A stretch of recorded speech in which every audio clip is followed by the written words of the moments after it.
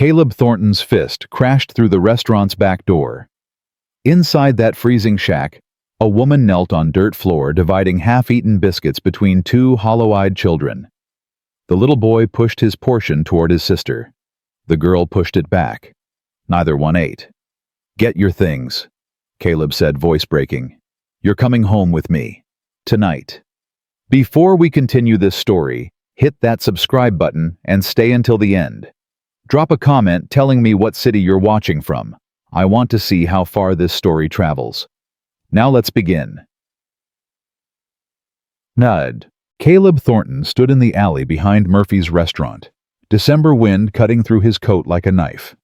He'd come to town for supplies, nothing more.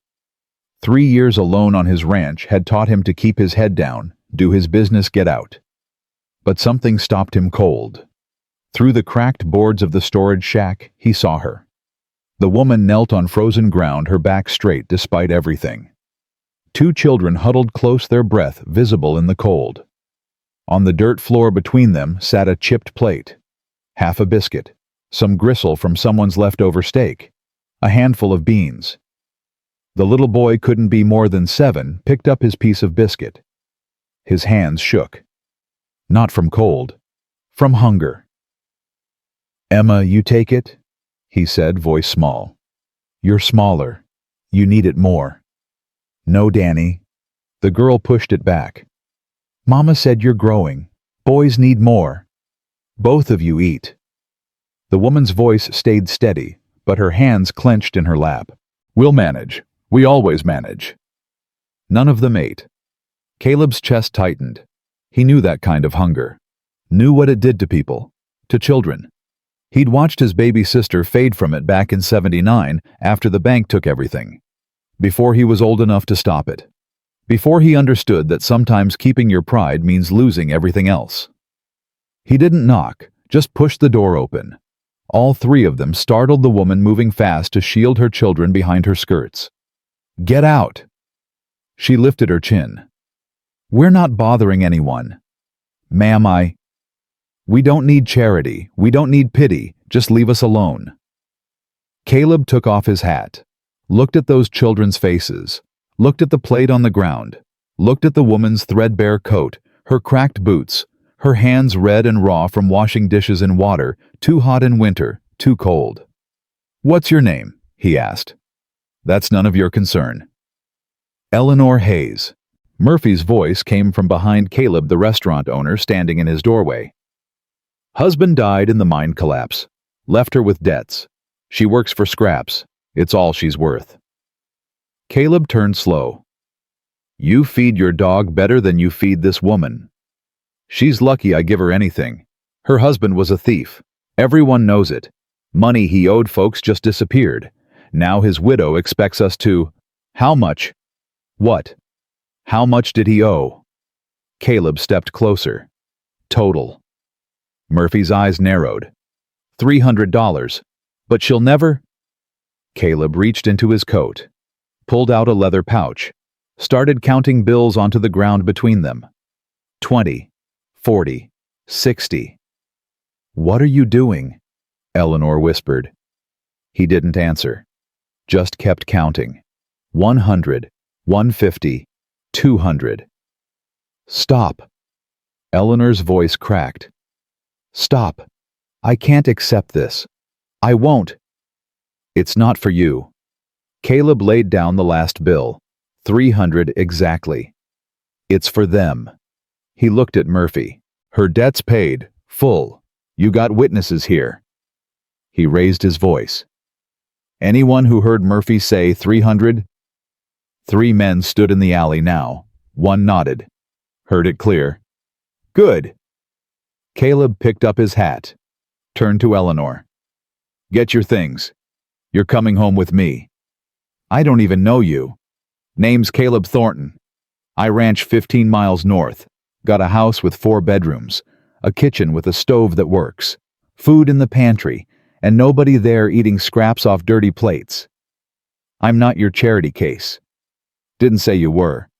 He pulled off his coat, held it out to Emma. The little girl looked at her mother, uncertain. "Cold's coming in hard tonight.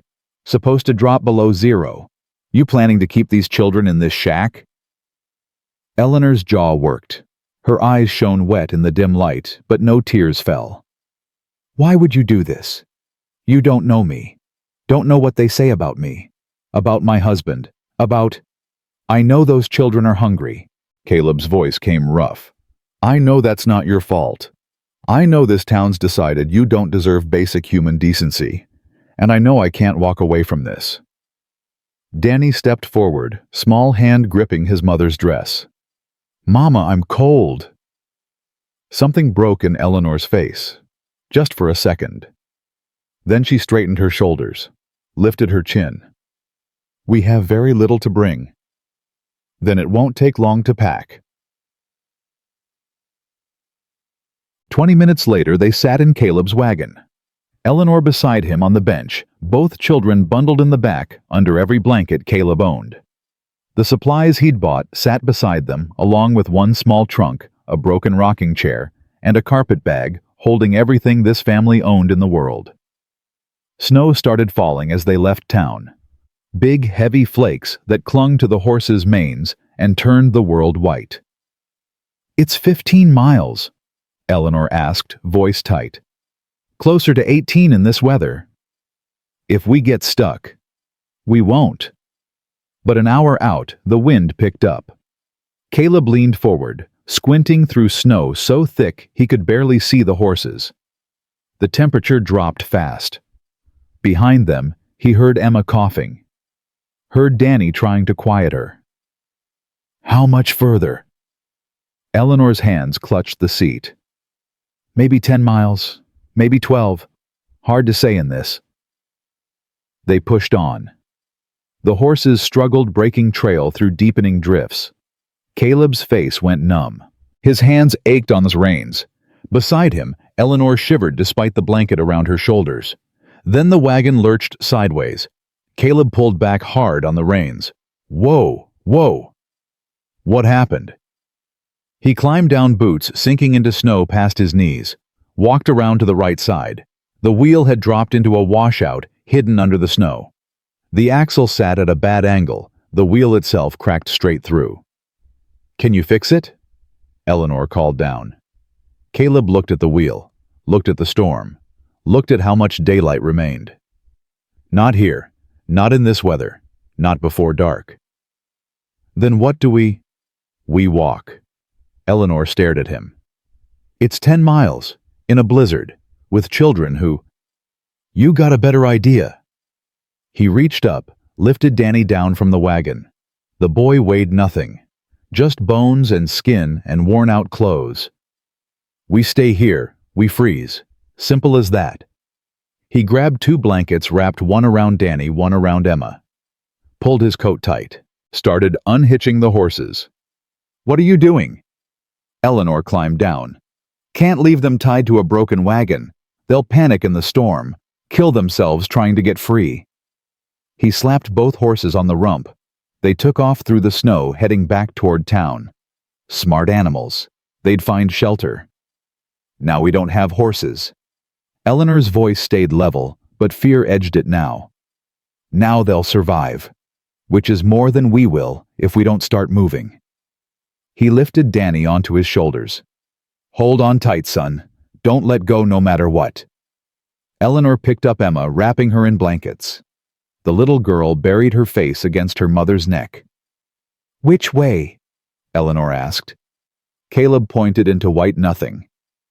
That way. Stay close to me. You fall behind, you freeze. Understand? I understand. They walked into the storm.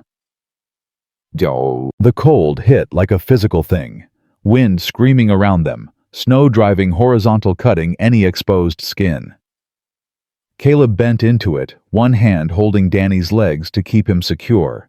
The other stretched out ahead, searching for the fence line that marked his property. Behind him, Eleanor struggled forward. He could hear her breathing hard and fast. Could hear Emma coughing between gasps. Talk to me, he called back. Don't go quiet. About what? Eleanor's voice shook. Anything, just so I know you're there. Silence for a dozen steps. Then, "Why did you really do this?" "Told you. Couldn't walk away." "That's not a reason. That's an excuse." Caleb pushed forward, thighs burning with effort. "Lost my sister when I was 15. She was 8. We'd lost everything. Farm cattle, everything. My parents tried to make it work. They couldn't. Winter came hard. Food ran out. My sister just faded. Got quieter every day. Until one morning she didn't wake up." He heard Eleanor's breath catch. "After that, my parents gave up too. Different ways, same result. I ended up alone by 17. Worked other people's ranches until I saved enough to buy my own place. Built it up from nothing. Got married. Got happy." His voice went flat. "Then I lost her too." "How?" "Childbirth. 3 years back. Baby didn't make it either. Son. Would have been 3 years old now if—" He stopped. Couldn't finish. "I'm sorry," Eleanor said softly. "Don't need sorry. Just need to keep moving." They walked on. The world disappeared into white noise and white nothing. Caleb's legs felt like lead. His lungs burned. Danny's weight pressed down on his shoulders, but he'd carry this boy through hell before he'd let another child die in the cold. "There." He pointed ahead. "See that?" "I don't see anything." "Fence post. We're on my land now. Maybe 4 more miles." 4 miles? Eleanor's voice broke. "I can't." "Yes, you can. For them you can." Whoa. She didn't argue, just bent her head and pushed forward. Another hour passed. Maybe 2. Time lost meaning in the storm. The world became nothing but the next step. And the next. And the next. Danny started crying quietly on Caleb's shoulders. "I'm cold." "I know, son, I know. Not much further now." "My fingers hurt." "That's good. Means they're still working. When they stop hurting, that's when we worry." Behind them, Eleanor stumbled. Went down to one knee. Emma cried out. Caleb turned back, helped Eleanor up. Her face had gone white, lips blue. "Can't feel my feet." "Don't stop. You stop, you die. Both of you die. You want that?" "No." "Then move." Something in his voice cut through her exhaustion. She straightened, adjusted Emma in her arms, started walking again. "Talk to me," Caleb said. "Tell me about your husband." "Why?" "Need to hear your voice. Need to know you're still conscious." Eleanor was quiet for so long he thought she wouldn't answer. Then, "Michael was a good man, not perfect, but good. He worked hard, loved his children. We were happy." Her voice cracked. "Then the mine collapsed. Killed 17 men. Michael was one of them. The debt he left. I don't know where it came from. He handled our money. I trusted him. After he died, men started coming around demanding payment, saying he owed them from business deals, mining investments. I had nothing to give them, nothing to sell. The house went first, then our furniture, then everything else. We ended up in that shack behind Murphy's. I washed dishes, took in laundry, did anything I could. But it was never enough." "What did the town say?" Her laugh came bitter. "That I knew about the debts. That I probably helped him steal the money. That I was just as much a thief as he was. Women I'd called friends crossed the street to avoid me. The pastor asked me not to come to church anymore, said my presence upset people." Her voice went hard. "So I stopped trying, stopped asking for help, stopped expecting human decency." "That why you didn't want to come with me? Would you, if some stranger showed up, paid off debts you didn't know the truth of, demanded, you uproot your children and follow him into a blizzard? Fair point. But here we are anyway." Eleanor stumbled again, caught herself. "Because I'm a terrible mother who'd rather risk freezing to death than watch my children starve slowly." "You're a good mother doing impossible things." That's what terrible mothers tell themselves. Caleb didn't argue, just pointed ahead. There. See the light. Through the snow, faint and golden, a window glowed. His house. Home. We made it, Eleanor whispered. Not yet. Keep moving. The last quarter-mile took forever, each step harder than the last. But finally they reached the porch. Caleb set Danny down, pushed open the door. Heat rushed out to meet them. Inside, quickly. Eleanor stumbled through the door, Emma still in her arms. Danny followed, legs barely holding him. Caleb came last, shutting the door against the storm's fury. For a long moment nobody moved. They just stood there, dripping snow and ice, breathing hard, alive. Then Danny's legs gave out. He collapsed. Caleb caught him before he hit the floor. Get them by the fire, Caleb said, carrying Danny to the hearth. We need to warm them up slow. Too fast it'll hurt worse than the cold. Eleanor set Emma down near the growing fire. The little girl's lips were blue, her hands white. Danny looked even worse, barely conscious. Caleb grabbed blankets, wrapped both children tight. Their fingers and toes we need to check for frostbite. Eleanor was already pulling off Danny's boots, peeling away wet socks. His toes were red, maybe purple at the tips, but no black spots, no dead tissue. Think he's okay? She said, voice shaking. Emma. They checked Emma's feet next. Same thing. Red, maybe purple, but alive. They'll be okay, Caleb said. We got here in time. Eleanor looked up at him, mascara running down her cheeks, hair plastered to her face, clothes soaked through. You saved their lives. We saved their lives. You carried Emma that whole way. You didn't stop, didn't give up. I almost did. Almost doesn't count. She nodded, turning back to her children. Danny had already fallen asleep by the fire. Emma's eyes drooped. Eleanor gathered her daughter close, rocking slightly.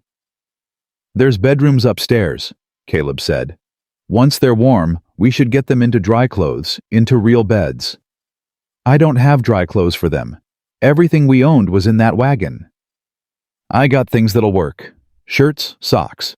They'll swim in them, but they'll be warm. He disappeared upstairs, came back with an armload of clothes. Together they changed both children into dry things. Danny barely woke. Emma smiled sleepily at her mother. Is this heaven, Mama? Eleanor's face crumpled. No baby, just somewhere warm. It feels like heaven. Caleb carried Danny upstairs to one of the bedrooms. Eleanor followed with Emma.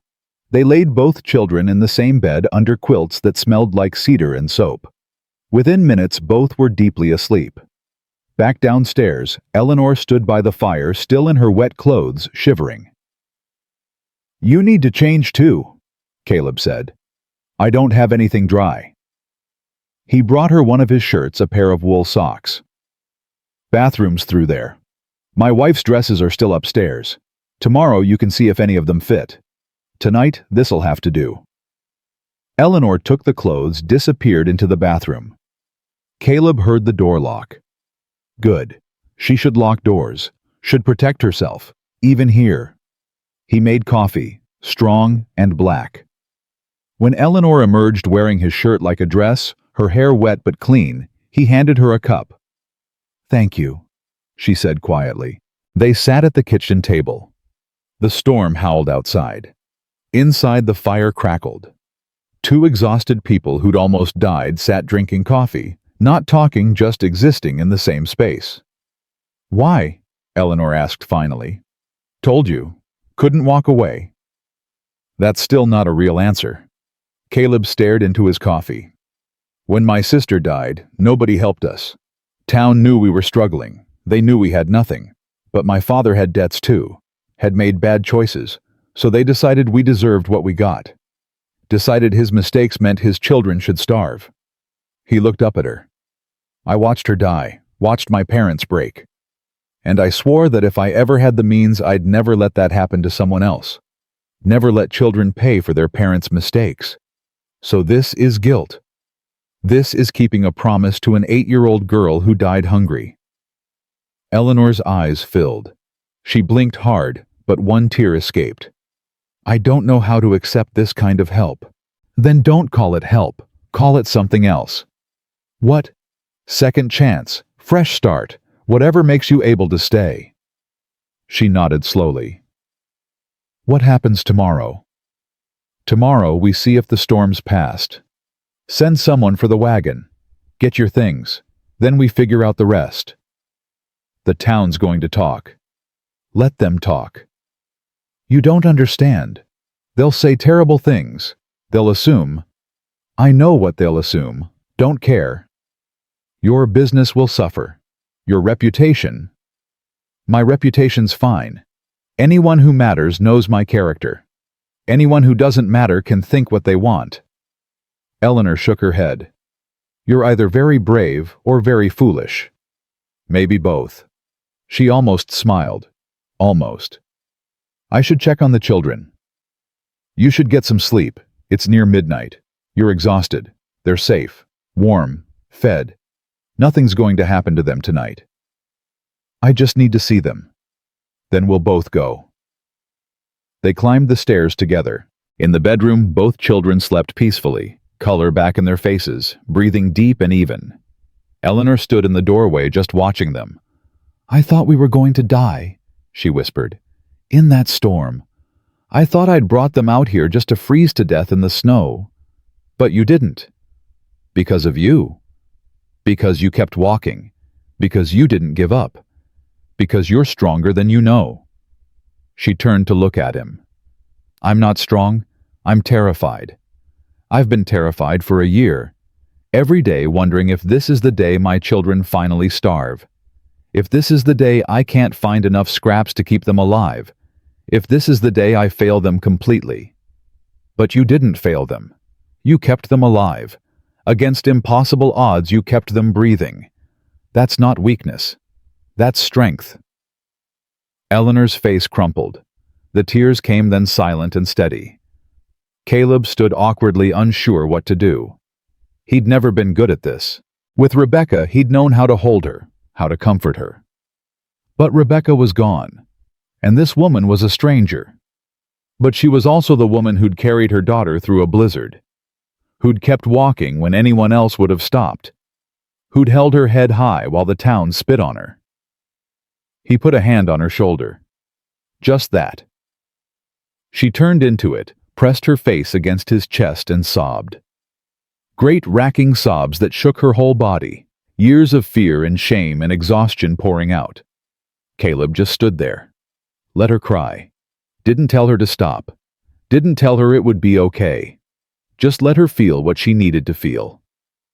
Eventually the tears slowed. Stopped. She pulled back, wiping her face. I'm sorry. I shouldn't have. It's fine. It's not fine.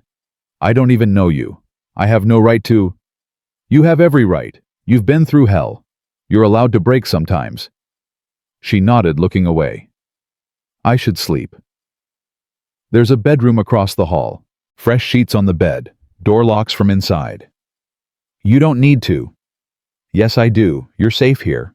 But you should feel safe. Lock means you control who comes in. That matters. Eleanor looked at him for a long moment. You're different than I expected. What did you expect? I don't know. Someone who wanted something in return. Someone with conditions. No conditions. No expectations. You need time to figure things out. You got it. You need to leave in a month, you can leave. This isn't a cage, it's just shelter. Why are you like this? Caleb shrugged. Lost too many people to be anything else. She nodded, started toward the bedroom across the hall, stopped. Caleb, yeah, thank you, for my children's lives. You're welcome. She disappeared into the bedroom. He heard the door lock. Good. Caleb stood in the hallway for a moment, then went downstairs. The fire needed tending. The house needed settling. And he needed to figure out what the hell he'd just done. He'd brought a woman and 2 children into his home. Into his life. The town was going to crucify him for it. His business would suffer. His few remaining friends would distance themselves, and he didn't care. Because upstairs 2 children slept warm and safe, and that mattered more than anything else. He added wood to the fire, made sure the doors were locked, checked the windows, old habits from years of living alone, protecting what little he had left. Then he settled into the chair by the fire. The chair he'd sat in for 3 years alone, grieving. The chair that had become a kind of prison. Tonight it felt different. The house felt different. Felt alive again. Felt like maybe, just maybe, he'd done something right for the first time in 3 years. Outside, the storm raged on. Inside, 4 people slept under one roof. 4 people who'd almost died. Who'd saved each other. Who'd survived. Tomorrow would bring its own problems. The town's judgment. The logistics of 4 people living in a house built for 1. The questions about what this was, what it meant, where it was going. But tonight, none of that mattered. Tonight they were safe, warm, alive. And for Caleb Thornton, who'd spent 3 years in frozen grief, that felt like enough. The fire crackled. The wind howled. And somewhere upstairs, a little boy slept without hunger for the first time in months. Caleb closed his eyes, listened to the storm, and allowed himself something he hadn't felt in 3 years. Hope. Morning light filtered through frost-covered windows. Caleb woke in the chair by the fire neck, stiff back aching. The storm had passed some time before dawn, leaving the world buried in white silence. He stood, stretched, added wood to the dying fire. Coffee. He needed coffee. And then he needed to figure out what happened next. The smell of brewing coffee filled the kitchen. Caleb stood at the stove, watching steam rise from the pot when footsteps creaked on the stairs. He turned. Eleanor stood in the doorway, still wearing his shirt, her hair loose around her shoulders. "Morning," he said. "Morning." She looked around the kitchen, uncertain. I can make breakfast, if you have food. Pantry's through there. Help yourself to whatever you find." She disappeared into the pantry, emerged with flour, eggs, bacon. Her hands moved efficiently, building a fire in the stove, mixing batter for biscuits. Caleb watched her work, impressed by the economy of her movements. No wasted effort. A woman who'd learned to make do with nothing. "You don't have to cook," he said. "I know." She cracked eggs into a bowl. "But I need to do something. Need to feel useful. Can't just sit and be taken care of." Fair enough. They worked in comfortable silence. Caleb set the table. Eleanor fried bacon, scrambled eggs, pulled golden biscuits from the oven. The smell woke the children. Danny appeared first, rubbing his eyes, still wearing Caleb's oversized shirt. "Is it real?" the boy asked. "The food. The warm house. Did we really make it?" Eleanor knelt, pulled him close. "It's real, baby. We made it." Emma came down next, moving slower still, coughing. Eleanor's face tightened with worry. "How you feeling, sweetheart?" she asked. "My chest hurts, Mama." Caleb stepped closer. "Can I listen?" He looked at Eleanor. "Learned some doctoring when I ranched up north. Lost too many men to pneumonia not to learn the signs." Eleanor hesitated, then nodded. Caleb knelt beside Emma, pressed his ear to her small back. "Take a deep breath. Big as you can." Emma breathed in. Caleb heard the rattle immediately. Fluid in her lungs. Not bad yet, but getting there. "She needs to stay warm," he said, straightening. "Dry. We need to watch that cough. Could turn into something worse fast." "I don't have money for a doctor." "Didn't ask for money. Asked you to keep her warm." He looked at Emma. "You like honey, sweetheart?" Emma nodded, eyes wide.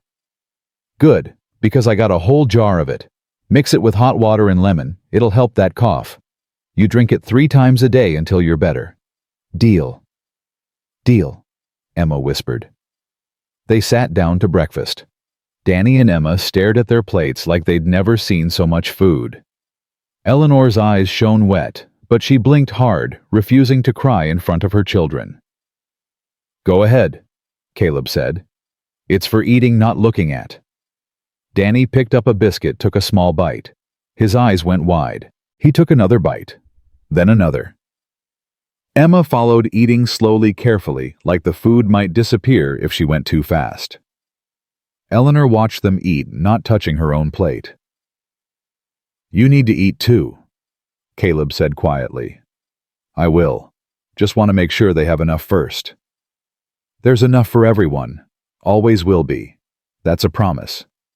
She looked at him, searching his face for the lie. Found none. Slowly she picked up her fork. They ate in silence, broken only by the scrape of forks on plates, the crackle of the fire, Danny's small sounds of contentment.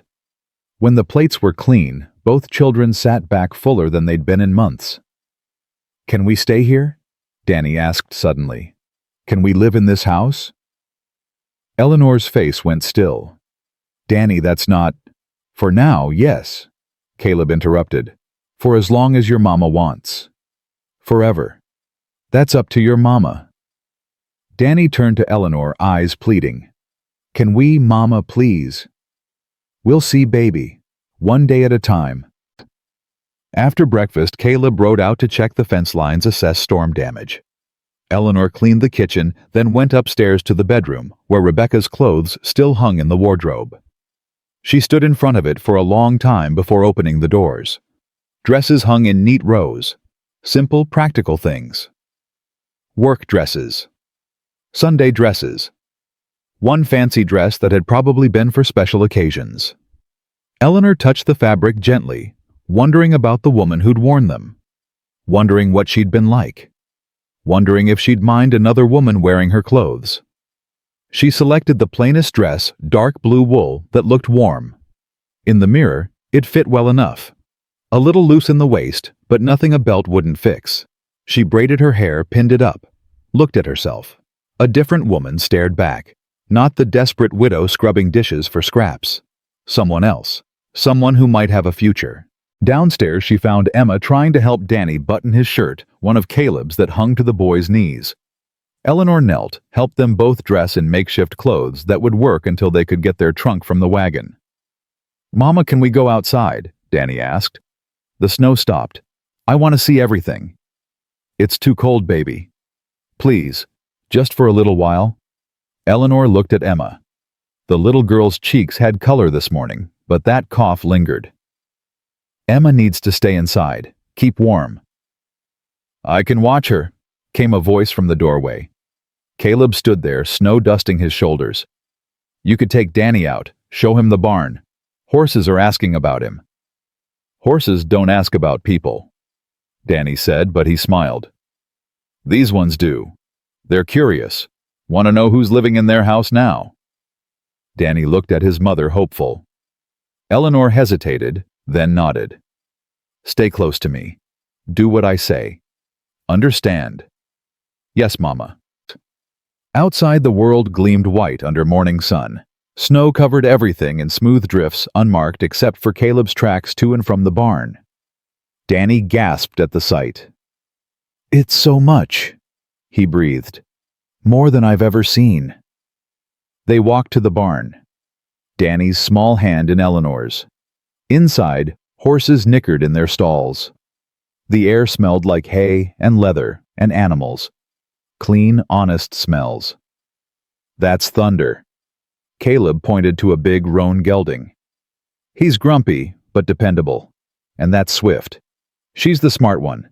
Too smart sometimes." Danny approached Thunder's stall carefully. The horse lowered his head, sniffed the boy. Danny reached out, slowly, touched the velvet nose. "He likes you," Caleb said. "Doesn't let just anyone touch him." "Really? Really? You got away with animals, I can tell." Danny's whole face lit up. Eleanor watched her son glow under this stranger's casual praise, and something in her chest ached. Michael had been gone a year. A year since Danny had heard a man tell him he was good at something. A year since he'd had a father. "Can I help you with the horses?" Danny asked. "Feed them, brush them. I'll work hard. I promise." "Danny," Eleanor said quickly, "Mr. Thornton doesn't need—" Actually, I could use help, Caleb interrupted. Gets lonely out here doing everything alone. You want to earn your keep, you can start with morning feed. I'll teach you how. He showed Danny how to measure grain, how to approach each horse where to stand so they wouldn't kick. Danny listened intently, following every instruction exactly. For a 7-year-old who'd spent the last year barely surviving, he had remarkable focus. Eleanor watched them work together. Caleb's patience surprising her. He never rushed Danny, never grabbed the tools and did it himself when the boy struggled. Just waited, encouraged, let Danny figure it out. Your son's a hard worker, Caleb said when they finished. Learns fast, too. His father was the same way, took pride in doing things right. He teach Danny that every chance he got before... She stopped, looked away. Before he died. Before everything fell apart. Her voice went hard. Before I learned that the man I thought I knew was someone else entirely. Caleb studied her face. You think he was a thief? I don't know what he was. I know men came after he died claiming he owed them money. I know the amounts kept changing. I know nobody would tell me where the money supposedly went. And I know that everyone in town decided I must have known, must have been part of it. She met his eyes. So I stopped asking questions, stopped defending him. What difference did it make? He was dead. The money was gone. And nothing I said would change anyone's mind. Sounds like you got convicted without a trial. Welcome to Pine Creek Justice. Danny ran up, interrupting. Mr. Thornton, can I brush Thunder, please? If your mama says it's okay. Eleanor nodded. Danny disappeared back into the barn, chattering to the horse like they were old friends. He's different here, Eleanor said softly. Lighter. He hasn't smiled like that in months. Kids need something to care about, something that's theirs. A horse is a good thing for a boy. I can't afford a horse. Didn't say buy one, said he needs something to care about. Thunder there, he's mine, but caring for him, that can be Danny's job, if he wants it. Why are you doing this? Caleb was quiet for a moment. I told you about my sister, about losing her. What I didn't tell you was how it changed me, made me cold, made me push everyone away. When I met Rebecca, she broke through that, made me remember how to feel things again, how to care. He looked at Eleanor. When she died, I went back to ICE. Spent 3 years in this house alone, convincing myself it was better this way. Safer. Can't lose what you don't have. And now I'm remembering that being alive means more than just breathing. Means connecting to people. Even when it's scary. Even when you might lose them. He met her eyes. Your kids reminded me of that. Reminded me that some things are worth the risk. Eleanor's throat tightened. You barely know us. Known you long enough to see your strength. See your love for your children. See that you've survived things that would have broken most people. He turned toward the barn. That's enough to know. Inside, Danny was carefully brushing Thunder's flank, talking in a steady stream about his sister, about the storm, about how warm the house was. The horse stood perfectly still, ears swiveling to catch every word. They spent another hour in the barn. Danny learned to clean hooves, check water buckets, spread fresh hay. Simple tasks, but he approached each one with serious determination. When they finally headed back to the house, his cheeks glowed red with cold and pride. Emma sat by the fire with a book sounding out words slowly. Caleb had given her one of his old readers, and she studied each page like it held secrets. How's that cough? Eleanor asked, pressing a hand to her daughter's forehead. Better, I think. The honey drink helped. Eleanor relaxed slightly. Not worse. That was something. The rest of the day passed in domestic routine. Eleanor cooked. Caleb fixed things that needed fixing, a loose board on the porch, a sticky window, a squeaky door hinge. Danny followed him everywhere, watching, learning, asking 100 questions. Emma stayed close to the fire, reading, coughing occasionally, but not getting worse. By evening, exhaustion caught up with all of them. The children went to bed early, their bodies still recovering from yesterday's ordeal. Eleanor stood at their door watching them sleep. "They look peaceful," Caleb said from behind her. "For now, but tomorrow," she stopped. "Tomorrow we'll figure it out, same as today. The town's going to find out I'm here. Word travels fast. Let it travel. You don't understand what they'll say, what they'll assume. I understand plenty. Understand they're wrong. That's what matters." Eleanor turned to face him. "Why aren't you afraid of them, of what they can do to your reputation, your business?" "Because I learned something when Rebecca died. Learned that time's short, life's unpredictable. The opinions of people who don't matter, they're just noise. And I'm tired of letting noise control my choices." "That's brave. That's exhausted. There's a difference." She almost smiled. Almost. "I should sleep." "Before you do." He pulled something from his pocket. A key. "This locks the front door from inside. Bedroom doors lock already. But I want you to have this. Want you to know you control who comes and goes. This is your home now, same as mine. You say someone can't come in, they can't. Even me. Especially me." Eleanor stared at the key. "You're trusting me with your whole house. Trusting you with more than that. Trusting you to make this place a home again. Haven't had that in 3 years." She took the key, closed her fingers around it. "Thank you. Welcome." She started toward her room, then stopped. "Caleb." "Yeah. When I was carrying Emma through that storm, there was a moment when I almost put her down. Almost told Danny to keep walking without me, because I didn't think I could take another step." "But you did." "Because I kept thinking about what you said, about how your sister died while people watched and did nothing. And I thought, I can't let that be my children's story. Can't let them die because I gave up." Her voice cracked. "You saved us twice yesterday, once by getting us out of that shack, and again by giving me a reason to keep walking." Caleb's throat tightened. "You would have kept walking anyway. You're stronger than you know." "I don't feel strong." "Strong people rarely do. They just keep moving anyway." She nodded, disappeared into her room. Caleb heard the lock click. Good. She should feel safe. Should know she had control here. He went downstairs, settled in his chair by the fire. The house felt different tonight. Not just occupied, alive. There were sounds again. Breathing from upstairs. The creak of someone rolling over in bed. The small cough from Emma's room.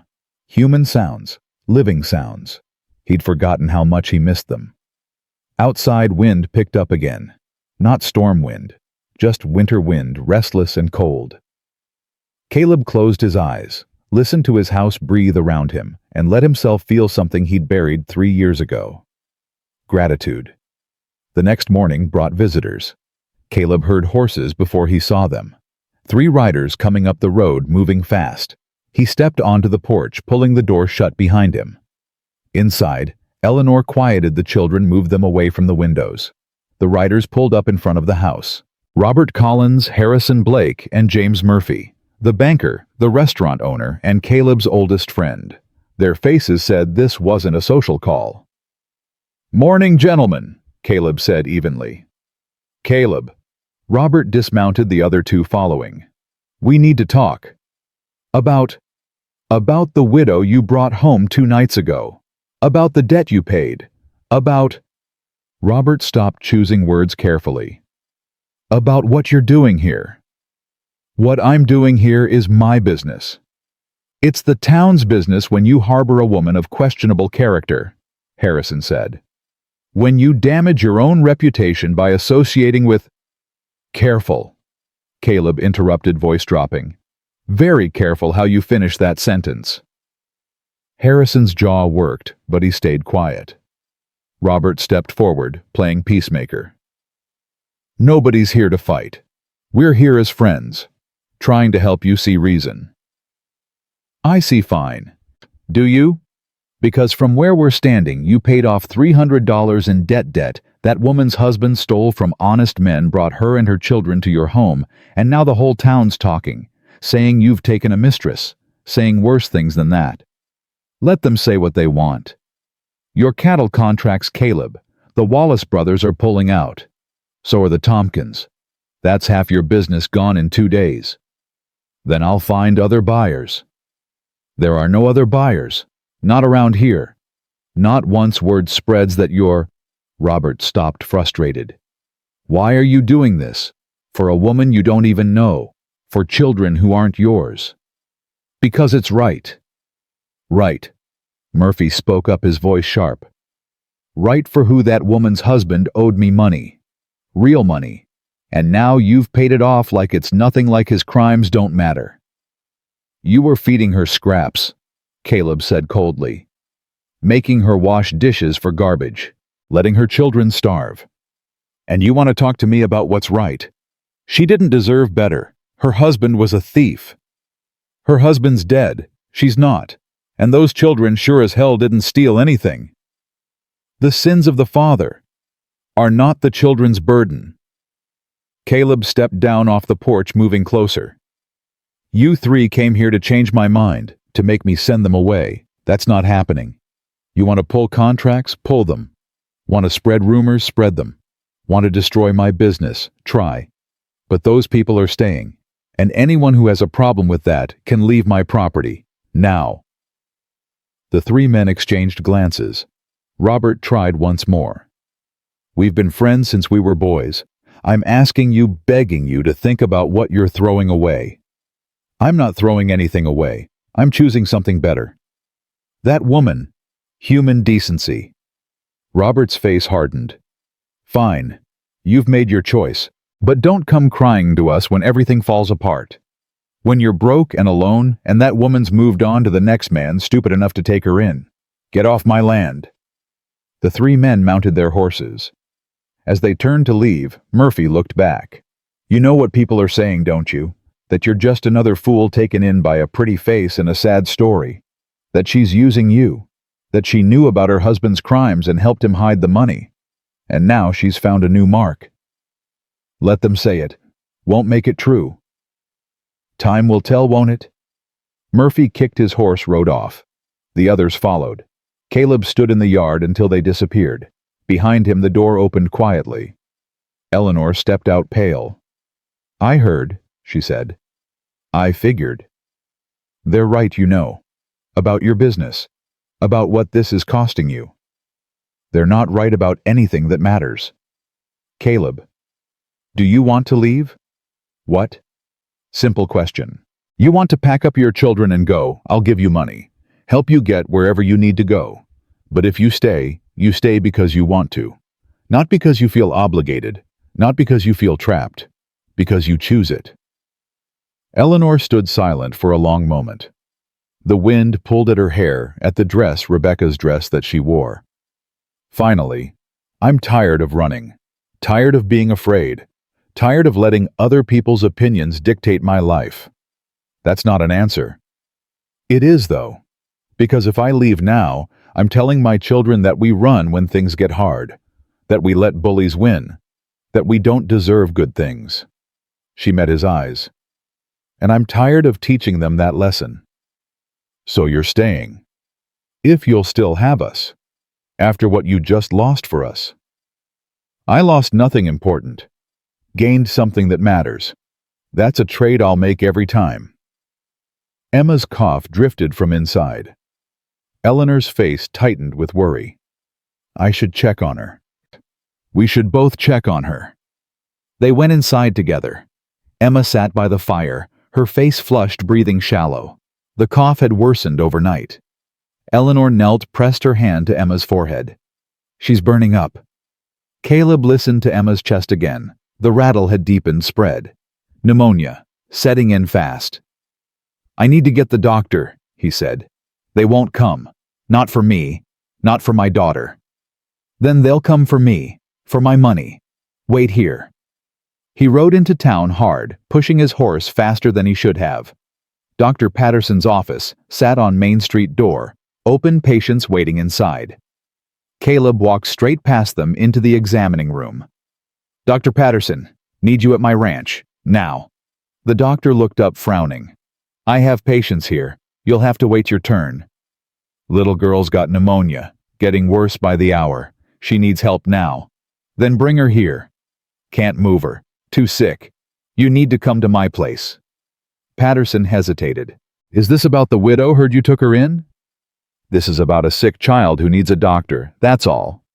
"Caleb, I understand you want to help, but that woman, her reputation, is none of your concern. Child dying of pneumonia is. Now are you coming, or do I need to find another doctor?" "There is no other doctor for 50 miles. "Then I guess you're coming." Patterson grabbed his bag, followed Caleb outside. They rode back in tense silence. At the house, the doctor examined Emma thoroughly, while Eleanor hovered nearby, hands clasped tight. "Pneumonia," Patterson confirmed. "Severe. Needs constant care. Medicine every 4 hours. Cool compresses to bring the fever down. If it gets worse." He stopped. "I'll leave you supplies, instructions. Check back tomorrow." "What aren't you saying?" Eleanor demanded. Patterson looked at her directly for the first time. "I'm saying the next few days will tell. Children this young, this undernourished, they don't always fight this off. You need to be prepared." "For what?" "For whatever comes." Eleanor's face went white. Caleb stepped between them. "She'll be fine. We'll make sure of it." Patterson left medicine and instructions, collected his fee, rode away. For the rest of that day, and into the night, Caleb and Eleanor worked in shifts. One sitting with Emma, bathing her forehead, coaxing medicine between her lips. The other managing Danny cooking, keeping the house running. By midnight, Emma's fever spiked. She cried out in her sleep, thrashing. Eleanor held her daughter, rocking, whispering prayers and promises in equal measure. Caleb found them like that.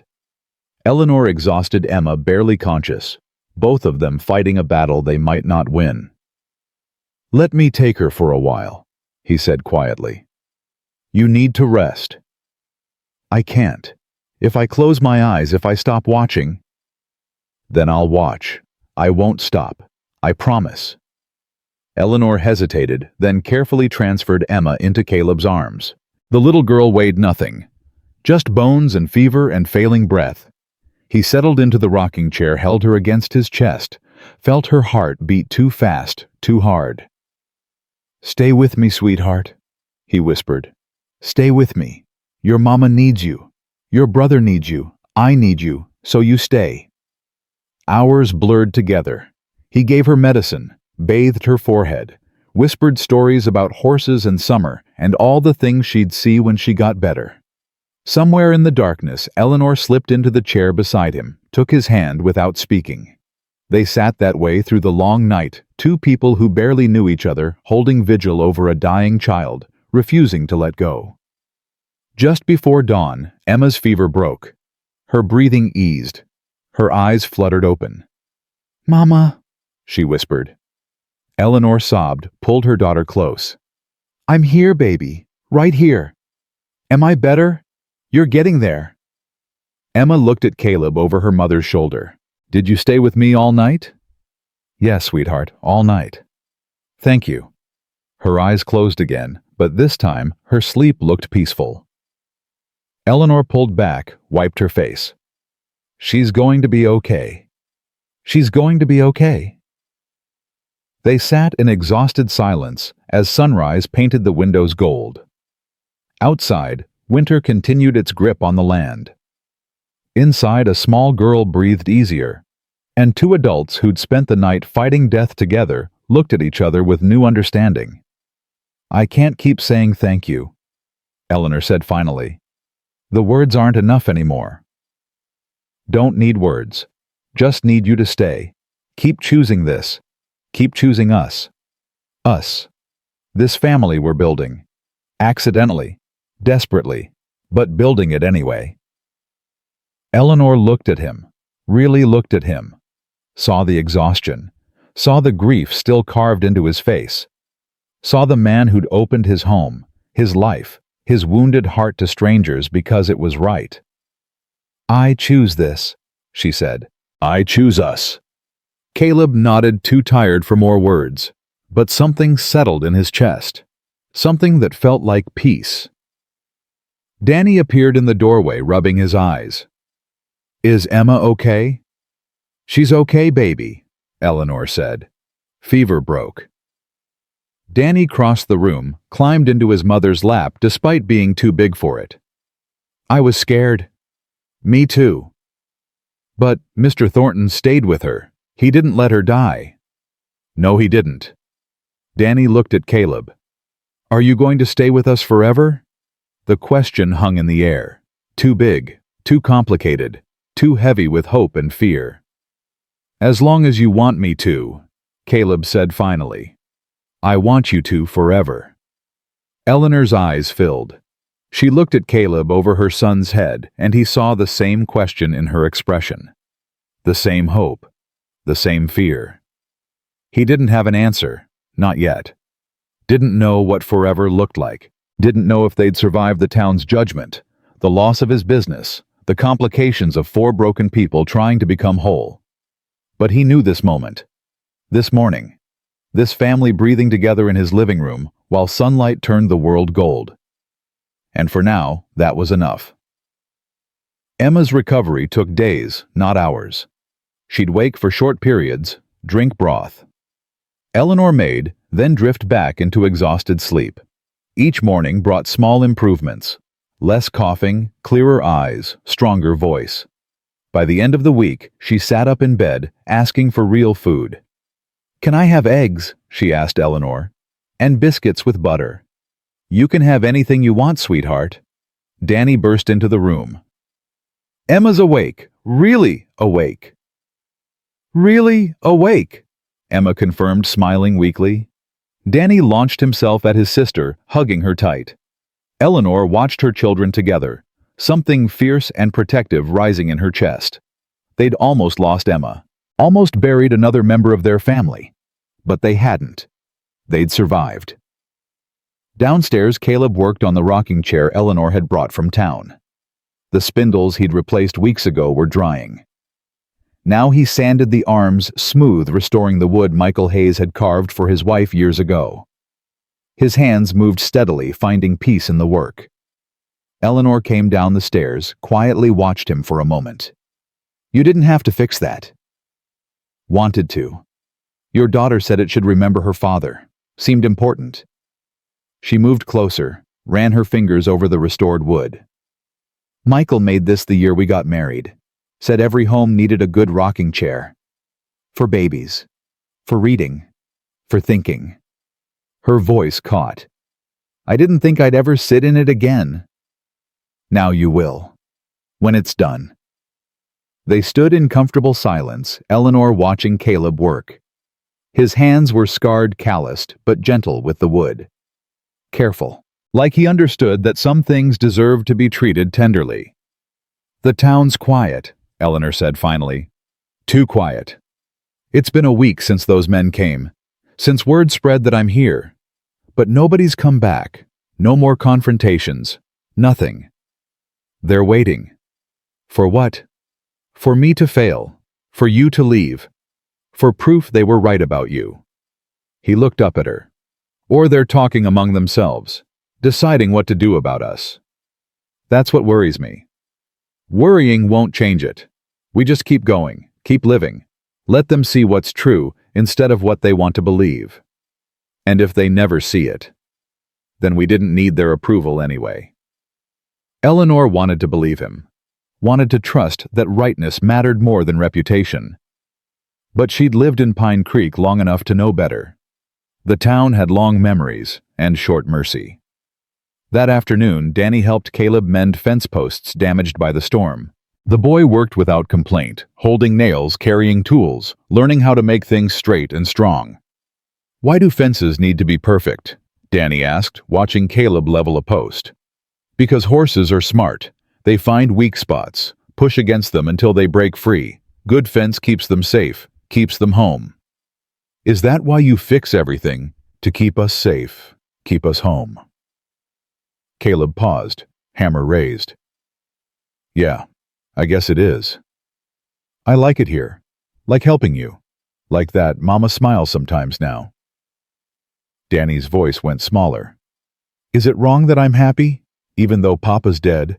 Even though everything was so bad before? Caleb set down the hammer, knelt to Danny's level. It's not wrong to be happy. Your Papa would want that for you. Would want you to have a good life, a safe place, people who care about you. How do you know? Because that's what fathers want. What all good men want for children, for them to be happy, safe, loved. Did your Papa want that for you? The question hit unexpected territory. Caleb was quiet for a long moment. My father wanted a lot of things. Most of them he didn't get. But yeah, I think he wanted me to be okay. Just didn't know how to make it happen. Is that sad? Yeah, it's sad. Danny picked up a nail, turned it over in his small fingers. Mr. Thornton, can I ask you something? Anything. Are you going to marry my mama? Caleb's breath caught. That's complicated. Why, you like her. She likes you. We all live here together. Seems simple to me. Adults make things complicated. That's dumb. Despite everything, Caleb smiled. You're right. It is dumb. They worked in silence for a while. Then Danny spoke again, voice careful. If you did marry Mama, if you wanted to, I'd be okay with it. Just so you know. Noted. Emma would be okay with it too. We talked about it. Did you now? Yeah, we think you're better than most grown-ups. You don't lie. You don't pretend things are fine when they're not. And you stayed up all night with Emma when she was sick. That matters. Caleb's throat tightened. You and your sister are pretty smart. Mama says we get it from Papa, but I think we learned it from being hungry. Hungry makes you see what's real and what's not. That's the truest thing I've heard in a long time. They finished the fence as afternoon light slanted gold across the snow.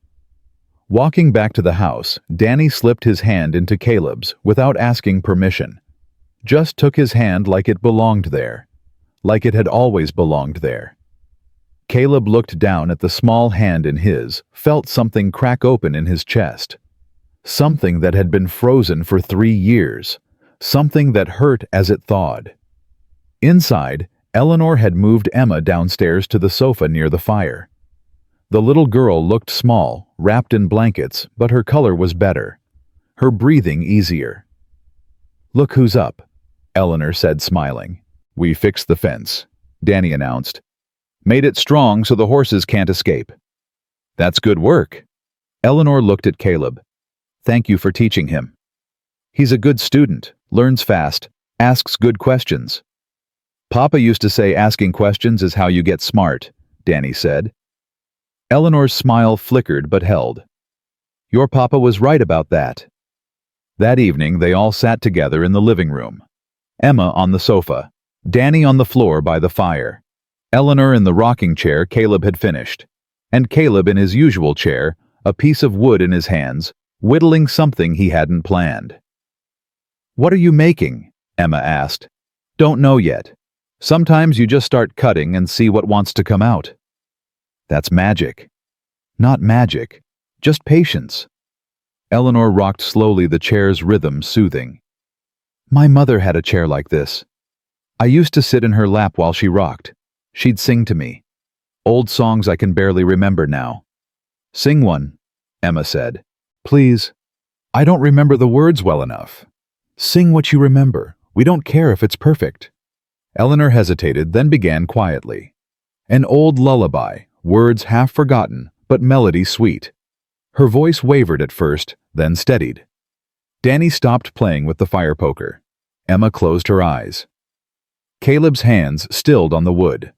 When the song ended, nobody spoke. The moment held them all suspended, something precious and fragile in the air.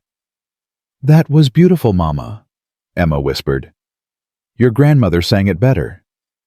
I liked your version.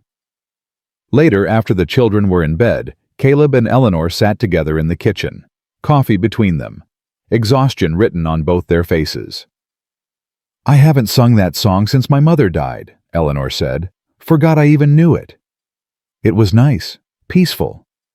Emma asked me this morning if we could stay here forever, not just for now, forever." "What did you tell her?" "That forever's a long time, that we'd see." "That's fair." Eleanor looked at him directly. "But what if she's right to ask? What if this, whatever this is, what if it could be permanent?" Caleb set down his coffee cup carefully. "What are you saying?" "I'm saying we've been dancing around something for 2 weeks now, living like a family but not talking about what that means, not making any real decisions, just existing day to day. You want to make decisions? I want to know if you're doing this out of guilt, out of some obligation to your dead sister, or if—" She stopped. "I need to know what this is, for my children's sake. They're getting attached, getting comfortable. And if we're going to leave, if this is temporary, I need to know before they get too settled. Do you want to leave? Stop answering questions with questions." Caleb stood paced to the window. Outside, moonlight turned the snow blue-white. "I don't know what this is. I know I couldn't walk away from you in that alley. I know I can't imagine this house empty again. I know that when Emma was sick, when I thought she might die—" His voice roughened. "I realized I'd already started thinking of her as mine, both of them as mine, and that terrified me. Why? Because everyone I love dies. My sister, my parents, my wife, my son, everyone. And I swore I wouldn't do that again, wouldn't let myself care that much. Because the loss—" He turned to face her. "The loss is unbearable." Eleanor stood, moved closer. "Loss is always unbearable. That's not special. That's just being human." "Then maybe I don't want to be human anymore." "Too late. You already are. You already care. I see it every time you look at Danny. Every time you stayed up with Emma. Every time you defend me to people who think I'm beneath defending." She stopped a foot away from him. "You're already in this, Caleb. The only question is whether you're going to admit it." He looked at her, really looked at her, saw the woman who'd carried her daughter through a blizzard, who'd survived a year of starvation and shame without breaking, who stood here now demanding honesty instead of accepting comfortable lies. "I'm afraid," he admitted. "So am I." "That's not very reassuring." "It's not supposed to be reassuring. It's supposed to be true." They stood in silence, the space between them charged with everything they weren't saying, everything they were too scared to say. Then Caleb spoke, voice low. "If we do this, if we make this permanent, it can't be charity. Can't be me rescuing you. Has to be partnership. Equal. I don't have anything to offer. No money, no property. Nothing but 2 children and a reputation that'll destroy your business. You have yourself, have your strength, have your honesty. That's worth more than any contract I lost. The town will make our lives hell. Let them try. You're serious about this. I'm serious about not wasting more time being afraid. I'm serious about building something real instead of hiding from ghosts. I'm serious about—" He stopped. "About you, about your children, about this family we've accidentally made." Eleanor's eyes filled. "That's the most words I've ever heard you say at once. Don't expect it regularly." She laughed, despite the tears. "I wouldn't dream of it." He moved closer, close enough to touch her. Didn't reach out. Just stood there waiting, letting her decide. Eleanor stepped forward, closed the distance between them, looked up at him. "If we do this, we do it right. No secrets, no pretending, no hiding what we are from the town or anyone else." "Agreed." "And we tell the children together, make it official." "Agreed." "And you have to promise me something." "What?" "That you won't leave, won't decide one day that this is too hard, too complicated, too much. Because my children have lost enough. I've lost enough. If you're going to be part of this family, You're in it. For good. Through everything. Caleb met her eyes. I promise. I won't leave, won't run, won't give up on this. Even when it's hard. Especially when it's hard. Eleanor nodded, something settling in her face. Relief. Decision. Hope. Okay then. Okay then. They stood like that, close, but not touching, sealing a promise that terrified them both. Then Caleb reached out slowly, gave her time to pull back. When she didn't, he pulled her against him. Held her. Felt her arms come around his waist. Felt her breathe against his chest. Thank you, she whispered. For what? For not being careful with me. For pushing back. For demanding truth instead of accepting whatever I was willing to give. You deserve someone who demands your truth. Most men want convenient lies. I'm not most men. No, you're not. They held each other while the fire burned low and the house settled around them. Two people who'd survived hell separately, choosing to face whatever came next together. Upstairs, Danny stood at the top of the stairs in his nightshirt watching them. He smiled, then crept back to bed. Climbed in beside Emma, who woke enough to whisper, "What's happening?" "They're hugging." "That's good. That's really good." Emma smiled, closed her eyes, drifted back to sleep.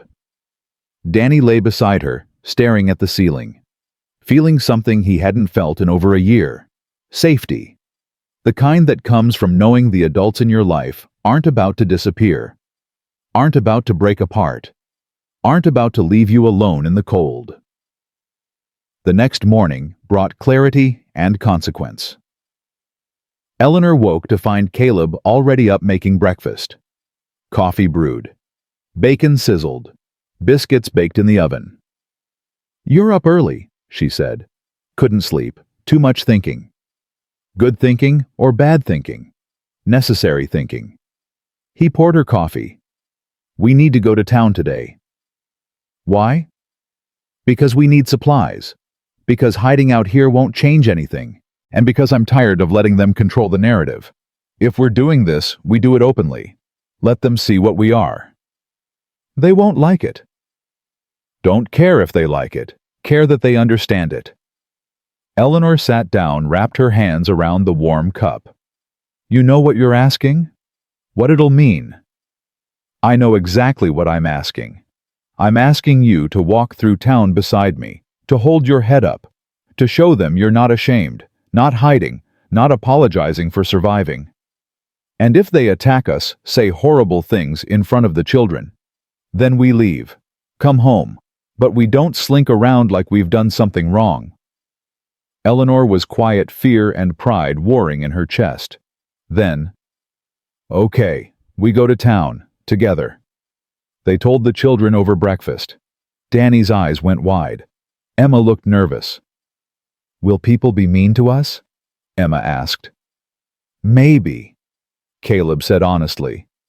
"But sometimes you have to walk through mean to get to better. You two up for that?" Danny straightened his shoulders. "I'm up for it." Emma took her brother's hand. "Me too." 2 hours later, they rode into Pine Creek in Caleb's wagon. Eleanor sat beside him on the bench, both children in back. People stopped on the street to stare. Conversations died mid-sentence. Women pulled their children closer. Caleb drove straight to the general store, tied up, the horses helped everyone down. They walked inside together, a united front. Frank Williams stood behind the counter, face hardening when he saw them. "Caleb." "Frank, need supplies. Regular order plus extras." "Don't know if I can fill that order today. Inventory's low." "Your shelves look full to me." "Still, might take time to gather everything." Caleb leaned on the counter. "Let me be real clear. I'm here to buy supplies. I got money. You got goods. That's how stores work. Now you can sell to me, or I can take my business to Brennan's place in the next county. Your choice." Frank's jaw worked. He looked at Eleanor, at the children, then back at Caleb.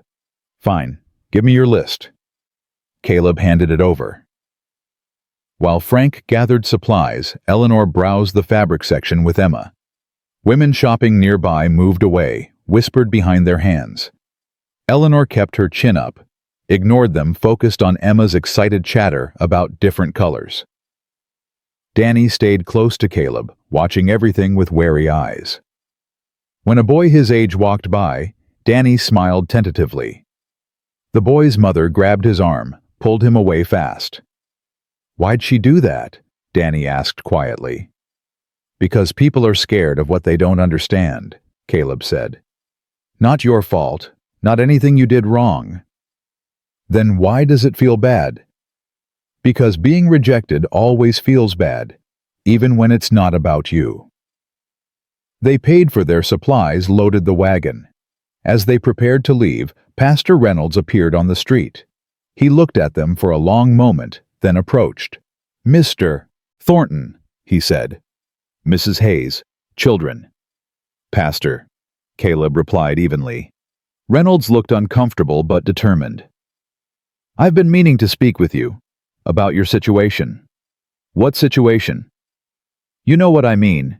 You living together, unmarried. It's causing talk, causing problems in the community."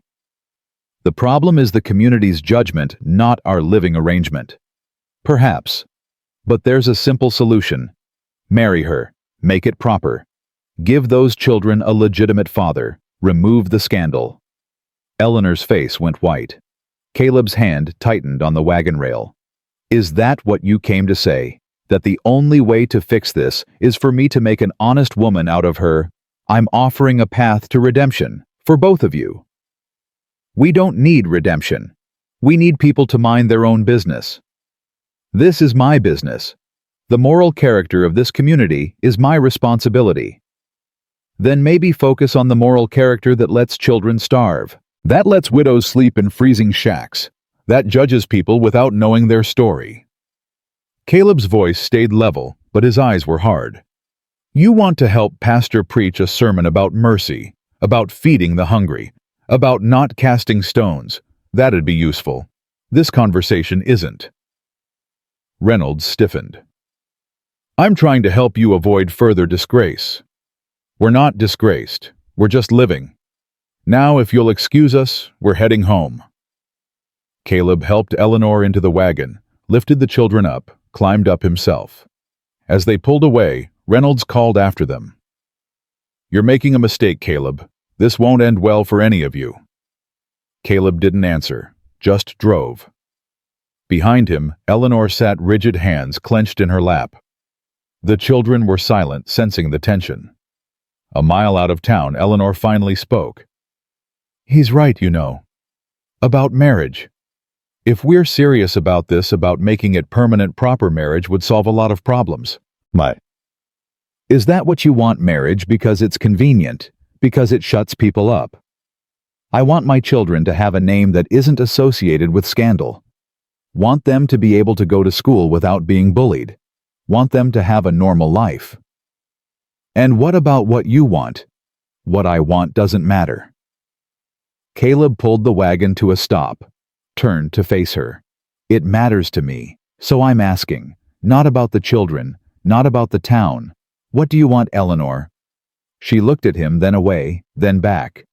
"I want," her voice caught, "I want to stop fighting, stop pretending this is temporary, stop waiting for everything to fall apart.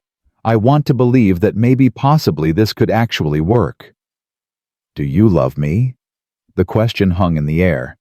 Too big. Too complicated. Too soon. "I don't know," Eleanor said honestly. "I care about you, respect you, trust you more than I've trusted anyone in years. But love? I don't know if I know what that feels like anymore." "Fair enough. Do you love me?" Caleb was quiet, searching for truth. "I don't know either, but I know I want to find out. Want the chance to see if what we're building could become that." "That's not very romantic." "I'm not very romantic." Despite everything, Eleanor smiled. "No, you're really not. But I'm honest, and I'm here, and I'm not going anywhere. That count for something." "It counts for everything." They looked at each other, something shifting between them. Not love. Not yet. But the foundation for it. The possibility of it. "So what do we do?" Eleanor asked. "About the town. About the scandal. About making this legitimate. We get married. But not because the pastor says we should. Not because the town demands it. Because we want to. Because it makes sense. Because it protects you and the children legally. Gives you ownership of this land. Gives them my name. Makes us a real family in the eyes of the law." That's practical. I'm a practical man. When? Soon. This week maybe. Before the town works itself into something uglier. Before more contracts get pulled. Before... He stopped. "Before I lose my nerve." Eleanor reached over, took his hand. "You won't lose your nerve. You're the bravest person I know." "I'm terrified."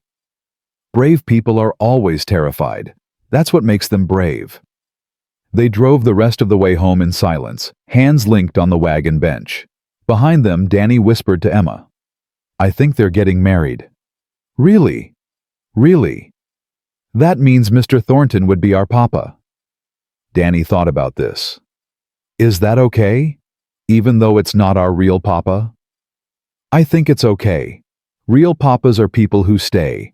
People who take care of you. Mr. Thornton does that." "Yeah, he does." At the house, they unloaded supplies together. Caleb showed Danny how to stack things properly in the pantry. Eleanor put fabric away for future sewing projects. Emma arranged new books on a shelf Caleb had built. Domestic tasks, ordinary moments, the building blocks of family. That night, after the children were asleep, Caleb and Eleanor sat on the porch despite the cold. Stars brilliant overhead, their breath clouding in frozen air. "I need to tell you something," Eleanor said. "About Michael. About the money everyone says he stole. You don't have to. I do. Because we're talking about marriage. About forever. And you deserve the whole truth." Caleb waited. Eleanor took a breath. "I don't think Michael stole anything. I think he was killed for knowing too much. The mine collapse that killed him, it wasn't an accident. The supports were rotten. Management knew it. They'd been warned for months, but did nothing because fixing it would cost money. Michael was going to report them. Going to bring in investigators. And 3 days before he was going to do it, the mine collapsed. 17 men died. And suddenly, Michael owed all this money nobody could prove he'd borrowed. From people with connections to the mine owners. You think they killed him and framed him? I can't prove it. Have no evidence. But yes, that's what I think. And the town chose to believe he was a thief rather than admit their leading citizens might be murderers. It's easier that way. Cleaner. Her voice went hard. So they destroyed his name, and mine, and my children's, because that's simpler than facing the truth. Caleb processed this.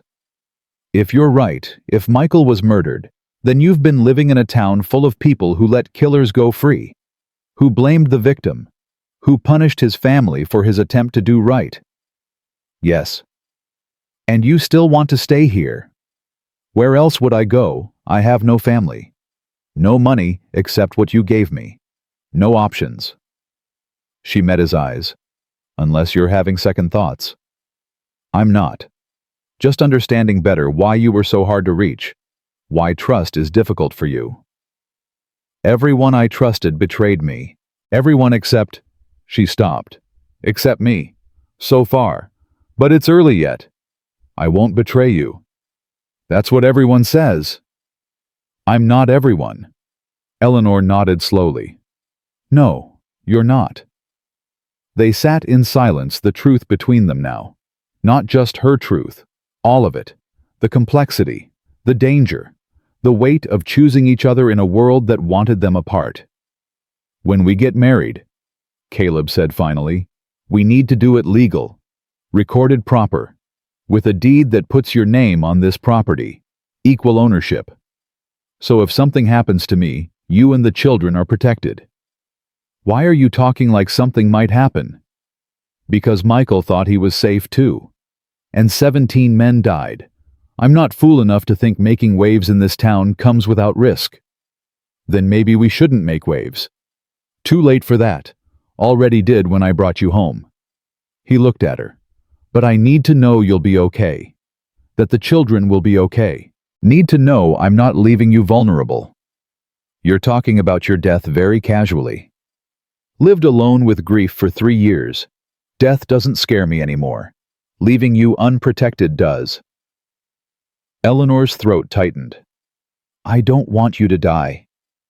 Good. I don't plan to. But plans and reality don't always match up. That's dark. That's honest. She moved closer, took his hand. Then let's make a deal. You promise to stay alive. To be careful. To not take stupid risks for my honor or anything else. And I promise to do the same. We protect each other. Keep each other safe. Build something that lasts. Deal. They shook on it solemnly like children making a pact. Then Caleb pulled her closer, wrapped his coat around her shoulders. You're freezing. So are you. Then we should go inside. In a minute. I like it out here. Like seeing stars. Remembering there's beauty left in the world. They sat together under that vast sky, two damaged people, choosing hope over despair, partnership over isolation, risk over safety. Choosing each other, despite everything that made it foolish. Inside the house, Danny lay awake in his bed, Emma sleeping beside him. Through the window, he could see Caleb and his mother on the porch. See them sitting close. See them choosing each other. He smiled, pulled his sister closer, and let himself believe what he hadn't dared believe in over a year. That maybe this time they'd get to keep their family. That maybe this time love would be enough. That maybe this time everything would be okay. 3 days later, Caleb rode into town alone before dawn. He went straight to the courthouse, waited on the steps until Judge Morrison arrived to open his office. Thornton, the judge said, surprised. Early business. Marriage license. Need it drawn up proper. Morrison's eyebrows rose. For you and the Hayes widow. That's right. You're certain about this. Wouldn't be here if I wasn't. The judge studied him for a long moment, then nodded. Come inside. They filled out paperwork in silence. Morrison asked the required questions, recorded the answers. When it was done, he handed Caleb the license. You'll need witnesses, 2 of them, and a minister or magistrate to perform the ceremony. Can you do it, the marrying part? I can. When? Saturday, 2 days from now, at my ranch, noon. That's fast. No reason to wait. Morrison hesitated. Caleb, I need to tell you something. Off the record. Go ahead. Harrison Blake's been asking questions about Michael Hayes, about the debts, about where that money actually went. The judge lowered his voice. He's digging into things that some powerful people don't want dug into. What kind of things? The mine collapse, the inspection records that went missing, the payoffs that supposedly didn't happen. Morrison met Caleb's eyes. I'm telling you this because marrying Eleanor Hayes puts you in the middle of something dangerous, something that got her husband killed. You believe he was murdered. I believe 17 men died in a collapse that should have been prevented. I believe documents disappeared. I believe questions got answered with threats instead of truth. What I believe doesn't matter legally, I got no proof. But personally, he nodded. Yeah, I think Michael Hayes was killed for trying to do right.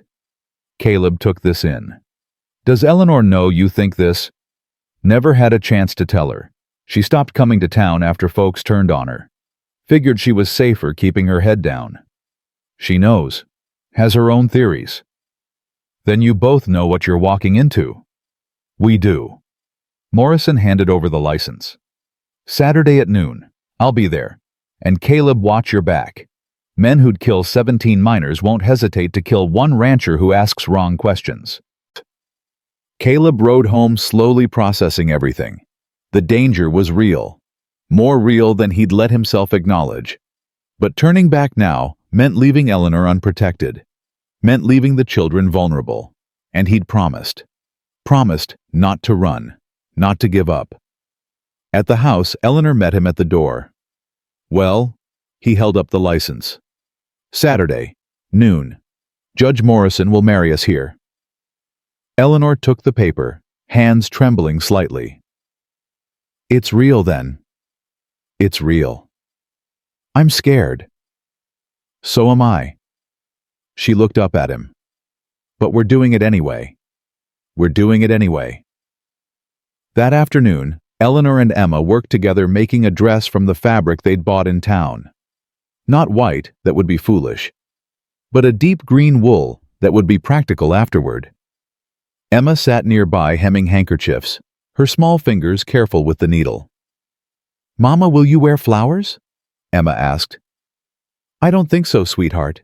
It's winter. Flowers don't grow now. But you should have something pretty, something special." Eleanor's eyes stung. "I have you, and Danny, and a good man willing to marry me despite everything. That's special enough. I could make you something, with ribbon maybe, or..." Emma thought hard. "I could pick dried flowers from the field, make you a bouquet from those." "That would be lovely, baby."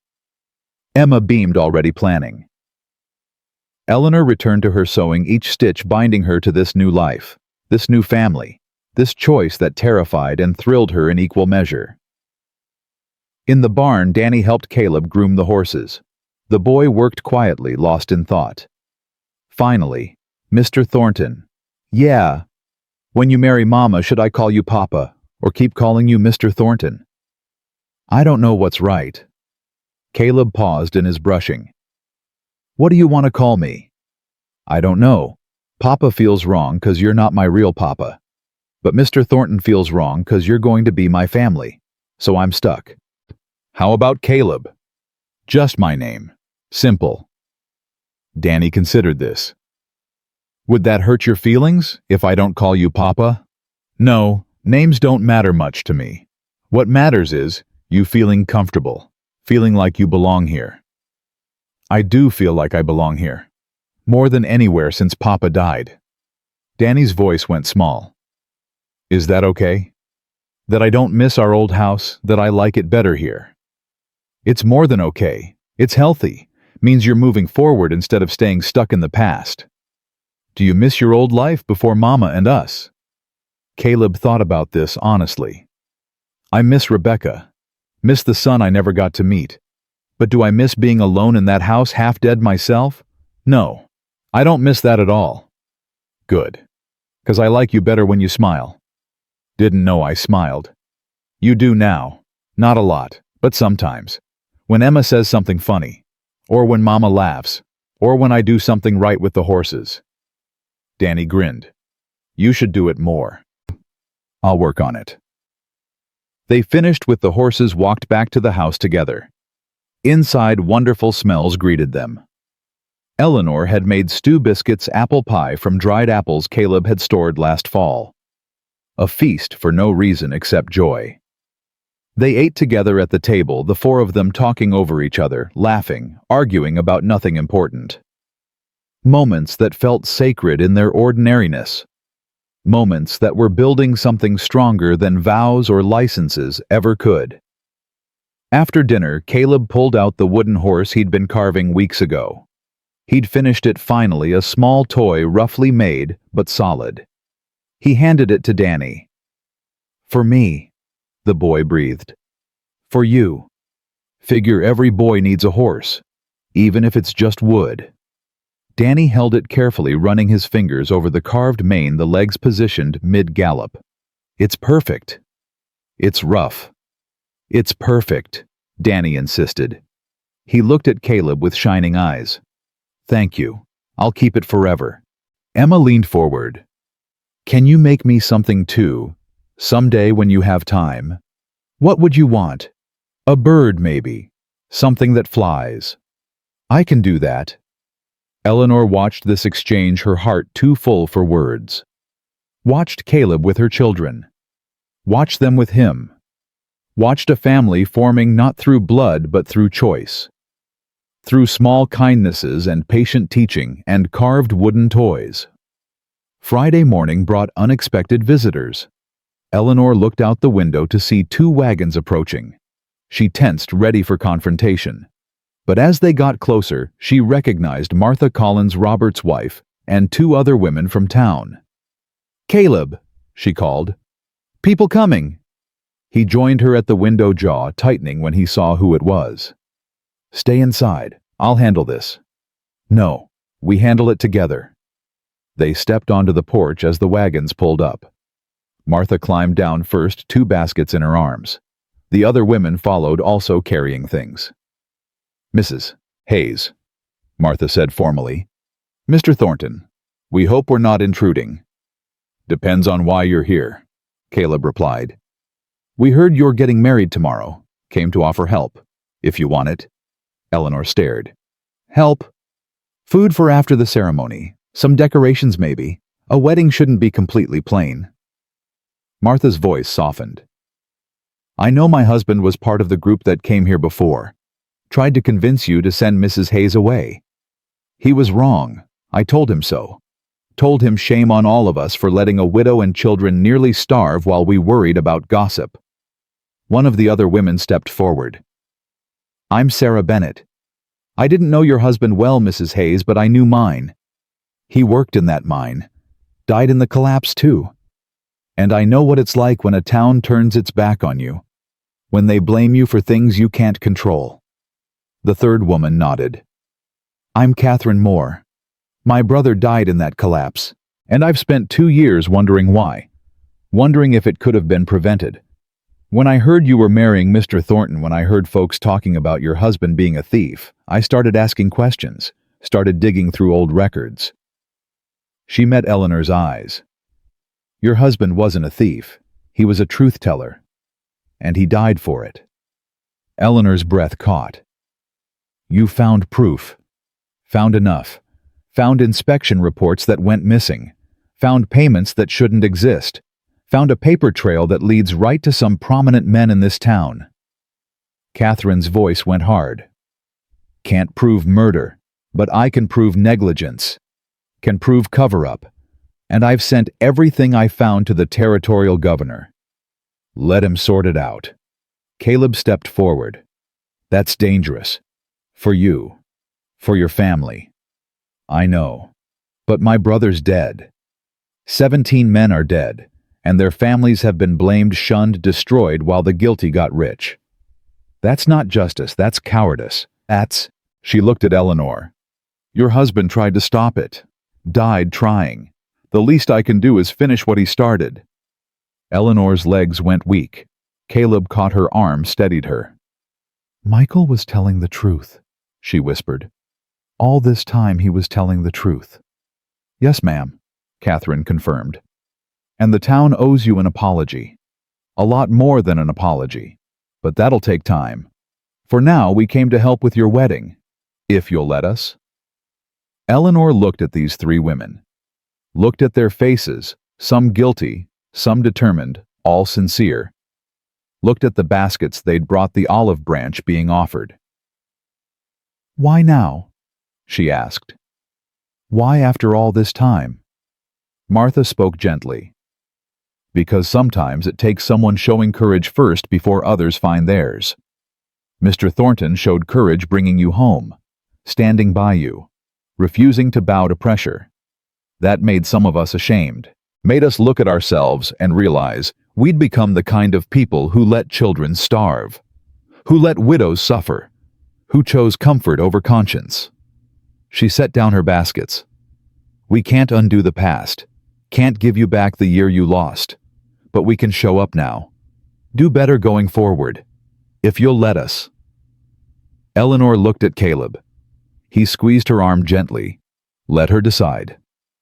She turned back to the women. "Come inside, I'll make coffee."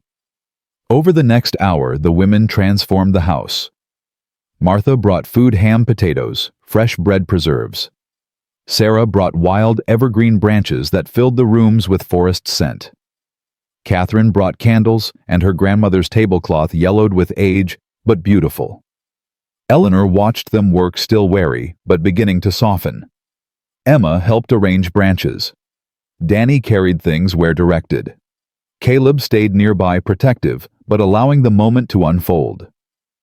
"Your dress," Martha asked Eleanor. "Did you make something green wool, practical? It's upstairs. May I see it?" They went upstairs together. Eleanor pulled out the dress, simple but well made. Martha touched the fabric, nodded approval. "It's lovely. Practical but special. Just right." She hesitated. "I have something. Brought it on the chance you'd accept it. My mother's wedding veil. Just lace, nothing fancy. But if you'd like to borrow it." Eleanor's eyes filled. "I couldn't." "You could. Should. Every bride deserves something beautiful. I don't deserve anything from you. From any of you. Not after what this town did." Martha's face crumpled. "You're right. You don't deserve it. But I'm offering anyway. Not to make myself feel better. Not to absolve my guilt. Just because a wedding should be joyful. Should have beauty. And you've had so little of either." Eleanor took the veil, held it up. Delicate lacework, yellowed slightly but still lovely. "Thank you," she whispered. "You're welcome." Downstairs, Sarah and Catherine had engaged Danny and Emma in making decorations from what little they had: pine cones painted with flower paste ribbons tied to branches, simple beauty from ordinary things. "This looks like magic," Emma breathed, watching the house transform. "Magic's just people caring enough to try," Sarah said. "Remember that sweetness. Remember that even when things are dark, there are folks who'll show up with candles." By afternoon, the house glowed with preparation. The women prepared to leave, gathering their things. At the door, Martha turned to Eleanor. "Tomorrow at noon, you'll have more than just us. Word's spreading. Some folks are angry about it, the ones with something to hide. But others are ashamed, wanting to make amends. You'll have witnesses. You'll have support. You won't stand alone anymore." After they left, Eleanor collapsed into a chair, overwhelmed. Caleb knelt beside her. "You okay?" "I don't know. 2 weeks ago, I was eating scraps in a freezing shack. Now I'm getting married with the support of people who hated me. It's too much, too fast." "Want to call it off?" "No. God, no. Just struggling to process that maybe things can actually get better, that maybe we get a happy ending after all." "It's not an ending. Just a beginning." She touched his face. "You're a good man, Caleb Thornton." "I'm a man doing his best. That's all." That night, Eleanor couldn't sleep. She stood at her bedroom window, watching moonlight on snow, thinking about Michael. About the year she'd survived. About tomorrow. A soft knock came at her door. "Mama," Danny's voice. "Come in, baby." Danny entered, Emma behind him. Both looked serious. "We wanted to tell you something," Danny said. "Before tomorrow. Before everything changes." Eleanor sat on the bed, pulled them close. "What is it?" "We think you should marry him," Emma said. "We think it's right." "And we wanted you to know." Danny's voice caught. "We wanted you to know that we're okay. With you loving someone who's not Papa. With us having a new family. Papa would want us to be happy, to be safe, to have enough food." Tears ran down his cheeks. "And we do now. Because of Caleb. So we think Papa would like him. Would thank him for taking care of us." Eleanor pulled her children tight, sobbing. "Oh, my loves. My sweet, brave loves." "Don't cry, Mama," Emma whispered. "This is happy." "I know. These are happy tears." They held each other while moonlight filled the room, while the house settled around them, while tomorrow waited with all its promise and terror and hope. "Will you tell us about Papa?" Danny asked. "One more time before tomorrow, so we don't forget him." Eleanor nodded, wiping her eyes. "Your Papa was brave, was honest, was kind. He worked hard to give us a good life. He loved you both more than anything in this world. And he died trying to protect people, trying to save lives. That's who Michael Hayes was, a man who chose what was right over what was easy. Like Caleb, Emma said. Yes, like Caleb. Then maybe that's why we're here, Danny said slowly. Maybe Papa knew we'd need someone like him, someone who'd choose right over easy, someone who'd protect us. Maybe so, baby, maybe so. She tucked them back into bed, kissed their foreheads, whispered prayers over them. Then returned to her room, stood at the window again. Tomorrow she'd marry a man she'd known less than a month. Tomorrow she'd bind her life to his legally permanently. Tomorrow she'd stand in front of witnesses and promise forever to someone who'd saved her when she'd lost all hope. It should terrify her, and it did. But underneath the terror lived something stronger. Something that felt like faith, like trust, like the beginning of love. Down the hall, Caleb lay awake in his own bed, staring at the ceiling. Tomorrow he'd marry a woman he barely knew. Tomorrow he'd become father to 2 children who weren't his blood. Tomorrow he'd stand up and claim a family, when for 3 years he'd claimed nothing but grief. It should terrify him, and it did. But underneath the terror lived something he'd forgotten he could feel. Something that felt like purpose, like redemption, like the possibility of being whole again. In their separate rooms, they waited for dawn, waited for Saturday, waited for the moment when broken pieces would forge themselves into something new, something that might be stronger than either of them alone. Saturday arrived cold and clear. Eleanor woke early, nervous energy coursing through her. She bathed, dressed carefully in the green wool dress. Martha's veil lay on the bed waiting. Downstairs, Caleb made coffee with shaking hands. He'd put on his best clothes, nothing fancy, just clean and pressed. His hands wouldn't stop trembling. Danny appeared first. "You're scared." "That obvious?" "You're shaking." "Yeah, I'm scared." "But you're still going to do it." "Yeah, still going to do it." "That's brave." "That's terrified." Danny grinned. "Can be both." Emma came down next, wearing her best dress, one of the things recovered from their wagon after the storm. She carried a small bouquet of dried flowers and evergreen branches tied with ribbon. "For Mama. I made it." "It's beautiful," Caleb said honestly. "Will she like it?" "She'll love it." At 11:30, wagons started arriving. Martha and her family, Sarah and her children, Catherine and her husband. Then others, the blacksmith, who'd once refused Caleb's business, now carrying his wife and 4 kids. The schoolteacher. The doctor who'd come when Emma was sick. More and more, until the yard filled with people, with witnesses, with community choosing to show up. Eleanor watched from upstairs, disbelieving. "There's so many." "Town's changing its mind," Emma said. "Caleb changed it for them." At noon exactly, Judge Morrison arrived. He stood in the living room now, decorated with evergreen and candlelight and hope. Caleb waited there, Danny beside him. The room filled with witnesses spilling into the kitchen onto the porch. Martha came upstairs, helped Eleanor with the veil. "You ready?" "No." "Good. Best marriages start with fear. Means you understand what you're promising." They walked downstairs together. Eleanor paused at the bottom, looking at all these faces. People who'd scorned her. People who'd let her starve. People who'd now come to witness her redemption.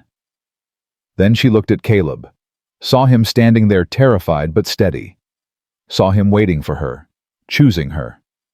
She walked to him, Emma's bouquet in her hands, stood beside him while Morrison opened his book. "Dearly beloved," the judge began, "we're gathered here to witness the joining of Caleb Thornton and Eleanor Hayes in marriage. This isn't just a legal contract. It's a sacred trust, a promise to build something together stronger than either could build alone." Eleanor's hand found Caleb's. He squeezed it tight. Morrison continued. "Caleb, do you take Eleanor as your wife, to love, honor, and protect, in plenty and in want, in joy and in sorrow, for as long as you both shall live. I do. Caleb's voice came steady despite his fear. Eleanor, do you take Caleb as your husband, to love, honor, and stand beside, in plenty and in want, in joy and in sorrow, for as long as you both shall live? Eleanor looked at this man who'd saved her, who'd chosen her, who'd given her children safety and hope and a future. I do. By the power vested in me by the territory of Montana, I now pronounce you husband and wife. Morrison smiled. You may kiss your bride. Caleb leaned down slowly, gave Eleanor time to pull back. She didn't. Their lips met, gently sealing promises they'd only begun to understand. The room erupted in applause. Danny and Emma rushed forward, wrapping around their mother and their new father. The four of them stood together, bound now legally and emotionally. A family. The celebration lasted hours. Food appeared more than they could eat. Music started. Someone had brought a fiddle. Children ran through the house. Adults talked, laughed, welcomed Eleanor back into community she'd been exiled from. As evening approached, people began leaving, each one stopping to speak to Eleanor, to apologize, to promise better. She accepted each apology with grace, though Caleb could see the strain around her eyes. This was healing. But healing hurt. Finally, they were alone. Just the four of them in the quiet house. Emma had fallen asleep on the sofa, exhausted. Danny dozed in the chair. Caleb and Eleanor stood in the kitchen, surrounded by gifts and food and the detritus of celebration. We're married, Eleanor said, like she couldn't quite believe it. We're married. I'm Eleanor Thornton now. You are. She turned the name over in her mind. It sounds right. Feels right. Good. They stood in awkward silence, suddenly unsure. Married but strangers. Partners but still learning each other. Together but apart. I should check on the children, Eleanor said. Get them to bed properly. I'll help. They carried Danny and Emma upstairs together, tucked them into their beds. The children didn't wake, too exhausted from excitement and joy. Outside their rooms, Eleanor and Caleb stood in the hallway, neither knowing what came next. I don't expect, Eleanor started. I mean, we don't have to. I know, we take this slow, figure it out as we go. You're not disappointed. I'm relieved. Rather build something real than rush into something we're not ready for. Eleanor smiled, some tension easing. Thank you for understanding. Thank you for taking a chance on this, on me, on us. She reached up, kissed his cheek gently. Good night, husband. Good night, wife. They went to separate bedrooms as they had every night before. But tonight felt different. Tonight they were bound legally. Committed permanently. Family, not just by choice, but by vow. Caleb lay in bed listening to his house breathe. Heard Eleanor moving in her room. Heard the children sleeping peacefully. Heard his own heart beating steadier than it had in 3 years. He'd done it. Married. Chosen life over grief. Chosen risk over safety. Chosen love or the possibility of love over the certainty of loneliness. And tomorrow, they'd wake up as husband and wife. As mother and father to 2 children who needed them. As partners building something from broken pieces. It wouldn't be easy. The town was changing, but slowly. Business would still suffer. Danger still lurked in the questions Catherine had raised. Life would still throw challenges. But they'd face it together now. Not alone. Together. And that Caleb thought as sleep finally claimed him made all the difference. The week after the wedding brought snow again, heavy and relentless. Caleb and Danny worked together each morning, breaking ice on water troughs, feeding horses, checking fence lines. The boy had grown stronger these past weeks, his face fuller, his movements confident. Caleb, Danny asked one morning as they hauled hay, can I ask you something personal? Go ahead. Do you love Mama yet? Or are you still figuring it out? Caleb paused mid-throw. Looked at this 7-year-old who asked questions most adults wouldn't dare. I'm figuring it out, but I'm getting closer every day. What's it feel like when you figure it out? Don't rightly know. Never been good at naming feelings. But I reckon you know it when your day feels wrong if she's not in it. When you catch yourself thinking about her smile instead of your work. When protecting her matters more than protecting yourself. Danny thought about this. I think you already love her then. You just don't know it yet. Maybe so. And it's okay if you love her different than you loved Rebecca. Different doesn't mean less. Caleb stared at the boy. You're 7. How'd you get so wise? Mama says suffering either makes you bitter or makes you see things clear. I chose clear. Good choice. Inside, Eleanor taught Emma to bake bread. The little girl's hands worked the dough flour, dusting her nose. Her cough had vanished, color returned, strength rebuilt. She looked like any healthy 8-year-old, now not the half-starved ghost who'd arrived in the storm. Mama, when the baby comes, will you still have time to bake with me? Emma asked suddenly. Eleanor's hands stilled. What baby?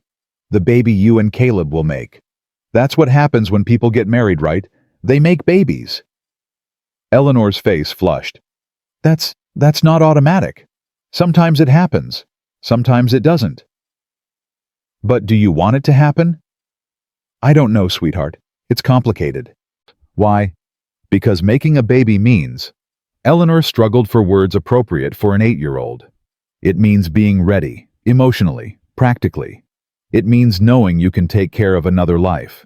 And Caleb and I were still learning how to be married. But you love him, don't you? I care about him very much.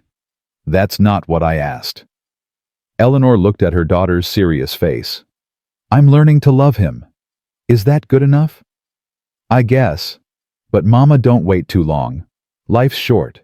Papa taught us that. The words hit Eleanor hard.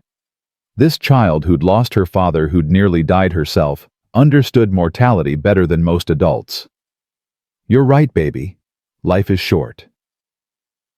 That afternoon, Caleb received an unexpected visitor.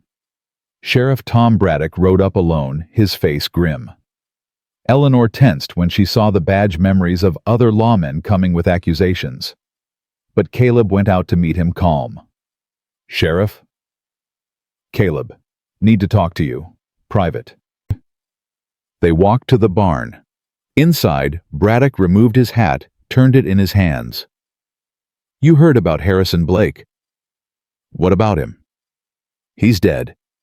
Found him this morning in his office. Looks like he shot himself. Caleb's gut tightened. Suicide. That's what it's meant to look like. But Harrison was left-handed. Gun was in his right hand, and his office had been searched, papers everywhere, drawers emptied. Someone was looking for something. The mine records. Catherine's evidence. That'd be my guess. Whatever Catherine sent to the territorial governor, it got someone scared enough to kill. And Blake, he was part of the cover-up. Had his hands dirty deep. Braddock met Caleb's eyes. You need to know this puts you and your family at risk. You married Eleanor Hayes. You're protecting the woman whose husband first tried to expose this. That makes you a target. What are you saying? I'm saying be careful. Lock your doors at night. Keep a gun close. Don't go anywhere alone. Braddock's voice dropped. And I'm saying if anything happens to me, there's an envelope in my desk. All the evidence I've gathered. Names, dates, payoffs. Everything. You make sure it gets to someone who'll use it. Why are you telling me this? Because you're one of the few men in this territory I trust. Because you did right by Eleanor when everyone else failed her. And because if they come for you, you deserve to know why. The sheriff put his hat back on. Watch your back, Caleb. These men have killed 17 minors. They won't stop at 18. After Braddock left, Caleb stood in the barn, fear coiling in his stomach. He'd known there was danger. Known marrying Eleanor meant stepping into something dark. But knowing abstractly and facing reality were different things. Inside, Eleanor saw his face read the news before he spoke. What happened? Harrison Blake's dead. Sheriff thinks it's murder made to look like suicide. Eleanor's legs went weak. She sat down hard. Because of what Catherine found. Yeah. So it's starting. The people who killed Michael, who killed 17 men, they're cleaning up loose ends. Seems that way. And we're loose ends now too. Caleb knelt in front of her, took her hands. I won't let anything happen to you. To the children. I promise. You can't promise that. Michael couldn't promise it either. And he's dead. Michael was alone. We're not. We've got people now. Martha, Catherine, Sarah, the sheriff. We're not fighting this alone. They'll come after Catherine next, after anyone who knows too much. Then we protect each other, all of us, together. Eleanor looked at him, fear naked on her face. I can't lose you. I just got you. I can't. Her voice broke. Caleb pulled her close, held her tight. You won't lose me. I'm careful. I'm smart. And I've got too much to live for now to take stupid risks. Danny appeared in the doorway. What's wrong? Why's Mama crying? Caleb and Eleanor exchanged glances. They'd promised honesty, no secrets. That meant the children deserved truth even when it was scary. Come here, son, Caleb said. You and Emma both. We need to talk. They gathered around the kitchen table, the four of them. Caleb explained simply, honestly, about Michael's investigation, about the mine collapse, about men who'd rather kill than face justice. Are we in danger? Danny asked, voice steady despite his fear. Possibly. We don't know yet, but we're being careful. What do? We stay close to home. Don't go anywhere alone. Lock doors at night. Pay attention to anything strange. And we trust each other. If something feels wrong, you say so, immediately. No waiting, no being brave. You speak up. Emma's eyes were wide. I don't want anyone to die. No one's going to die, Eleanor said firmly, finding strength for her children. We're going to be smart and careful, and we're going to protect each other. Promise? Emma whispered. Eleanor looked at Caleb. He nodded slightly. Promise, Eleanor said. That night, Caleb loaded his rifle, placed it by the front door, checked every window latch, every door lock, made sure the children knew what to do if something happened, where to hide, how to get out, where to run. In bed, Eleanor lay awake listening to the house. Every creak, every wind gust made her flinch. Around midnight, she gave up trying to sleep, pulled on her robe, went downstairs, found Caleb in his chair by the dying fire rifle across his lap. Couldn't sleep either, she asked. Keep thinking I hear things. Probably just wind, but maybe not. She sat on the arm of his chair. This isn't what you signed up for. When you brought us home, you didn't know it would mean this. Wouldn't change it, even knowing. Liar. I'm not lying. Yeah, this is scary. Yeah, I wish we weren't in danger. But I'd rather be scared with you here than safe and alone. Rather risk everything for something real than risk nothing and have nothing. Eleanor's hand found his. I love you. The words hung in the air between them. First time either had said them. First time either had dared. Caleb looked up at her. You sure? I'm terrified. I'm worried sick about my children. I'm angry at the world for being this cruel. But yes, I love you. I think I've loved you since you broke through Murphy's door and said, get your things. Since you carried Danny through that blizzard. Since you stayed up all night with Emma when she was dying. Since you stood in that church and defended me to people who hated me. She cupped his face. You're the best man I've ever known. And I love you. Caleb's throat worked. I love you too. Didn't want to. Tried not to. Seemed safer. But I do. Love you. Love your children. Love this family we've built. Eleanor slid into his lap, wrapped her arms around him. They held each other in the firelight. Two people who'd survived hell, separately choosing to face whatever came together. Make love to me, Eleanor whispered. Not because we're married. Not because it's expected. Because I need to feel alive. Need to feel something besides fear. Caleb searched her face. You sure? I'm sure. He stood, lifted her in his arms, carried her upstairs. In his room, their room now. They came together tentatively at first, then with growing confidence. Two wounded people finding healing in each other's arms. Finding hope. Finding love that had crept up on them when they weren't looking. Afterward, they lay tangled together, Eleanor's head on Caleb's chest, his arms around her. That was, Eleanor started. Yeah. We should have done that sooner. Probably. She smiled against his skin. I like being married to you. I like being married to you too. They drifted toward sleep, safe in each other's arms, fear pushed back by love and warmth, and the simple miracle of not being alone. 2 weeks passed quietly. Too quietly. The town remained tense, waiting for something. Catherine went about her business with armed guards her husband hired. Martha visited Eleanor regularly, never alone. The community that had gathered for the wedding now gathered for protection. Then one night Danny woke to voices outside. Men's voices low and angry. He crept to the window, saw torches. 4 men on horseback, faces obscured by bandanas. He ran down the hall, burst into Caleb and Eleanor's room. There's men outside, with torches. Caleb was up instantly, pulling on pants. How many? Such 4, maybe 5. Eleanor, take the children into the root cellar, the one under the kitchen. Lock yourselves in, don't come out until I say. I'm not leaving you. You're protecting our children. Go, now. Eleanor gathered Emma, grabbed Danny's hand. They ran downstairs. Behind them, Caleb loaded his rifle, checked his pistol. Stepped onto the porch. The men sat their horses in the yard, torches casting flickering shadows. One rode forward, James Murphy, face uncovered, full of righteous anger. Thornton, we need to talk. It's the middle of the night. Talk in the morning. Can't wait that long. You've become a problem. You and that woman you married. Stirring up trouble. Getting people to ask questions about things that are settled. The only thing settled is that 17 men died and nobody paid for it. Those men died in an accident, nothing more. You keep telling yourself that. Doesn't make it true. Another rider moved forward. Caleb recognized him. Samuel Hendricks, part owner of the mine. We came to make you an offer, Thornton. A generous one. $50,000.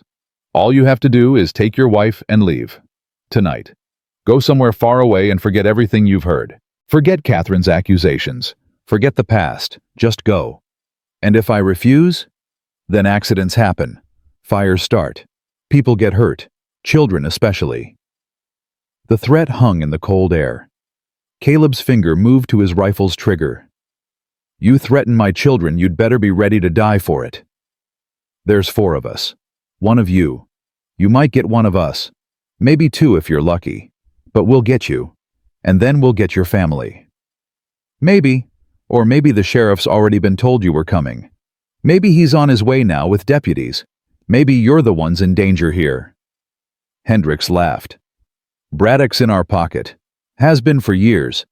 Why do you think nothing ever came of Michael Hayes's accusations? Why do you think the investigation went nowhere?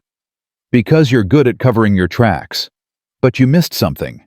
Catherine found it, sent it to the territorial governor, and the governor's not in your pocket. Catherine's problem has been handled. Caleb's stomach dropped. What did you do? Nothing yet. But accidents happen. House fires especially. Shame if her whole family burned. Her husband, their 3 children. Terrible tragedy. Rage flooded through Caleb. You hurt that woman or her family, and I'll hunt you down myself. Every single one of you. I don't care how long it takes.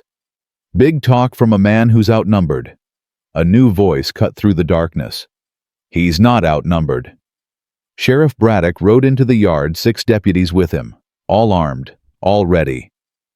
Gentlemen, Braddock said pleasantly. Funny meeting you here, middle of the night, with torches, making threats. That's conspiracy to commit murder, terroristic threatening, maybe arson intent. Add it to your other crimes, the ones Catherine documented, the ones the territorial governor is very interested in. Hendrix's face went white. You can't prove anything. Can't I got a dozen statements from miners who were ordered to work in unsafe conditions. Got payoff records showing bribes to inspectors. Got testimony from the inspector you bribed who suddenly grew a conscience. Braddock smiled coldly. Got you. Murphy kicked his horse forward. You're bluffing. Try me. Ride out of here now and I'll arrest you peacefully. Give you trial's lawyers all that legal courtesy. Or start something and my deputies put you down like rabid dogs. Your choice. The four men looked at each other, looked at the armed deputies, looked at Caleb standing on his porch rifle ready. Hendrix wheeled his horse. This isn't over. Yeah, it is, Braddock said. You just don't know it yet. The men rode off into darkness, torches fading. Caleb lowered his rifle, legs suddenly shaking. Braddock dismounted, walked up to the porch. You can tell your family it's safe now. Caleb went inside, opened the cellar door. Eleanor, children, it's over. Come up. They emerged slowly. Eleanor, pale children clinging to her. Emma was crying. Danny looked angry. Who were those men? Danny demanded. Bad men who wanted to scare us, Caleb said. But they failed. Braddock tipped his hat to Eleanor. Ma'am, sorry you had to go through that. We've been watching your place for days. Knew something was coming, just didn't know when. Is Catherine safe? Eleanor asked. Got deputies with her family too. Everyone's safe. He looked at Caleb. But they're right about one thing. This isn't completely over. We can arrest them, charge them. But trials take time. Juries can be bought. Evidence can disappear. You need to stay vigilant until this is truly finished. How long? Months maybe, year at most. The governor's serious about cleaning up corruption, but it takes time. After the sheriff left, the family huddled together in the living room. Dawn came slowly, painting the windows gray. None of them had slept. None of them tried. I'm scared, Emma whispered. Me too, Eleanor admitted. But we're together. We're safe. And we're not running. Why not? Danny asked. If we left, went somewhere new, they couldn't find us. Caleb knelt in front of the boy. Because running means they win. Means 17 dead men never get justice. Means every other family living in fear never gets free. Sometimes you have to stand and fight. Not with guns. With truth. With courage. With refusing to let evil people control your life. But what if they come back? Then we face them again. And again. As many times as it takes. Because we're Thorntons now. All of us. And Thorntons don't run. Eleanor's eyes filled. When did I become a Thornton?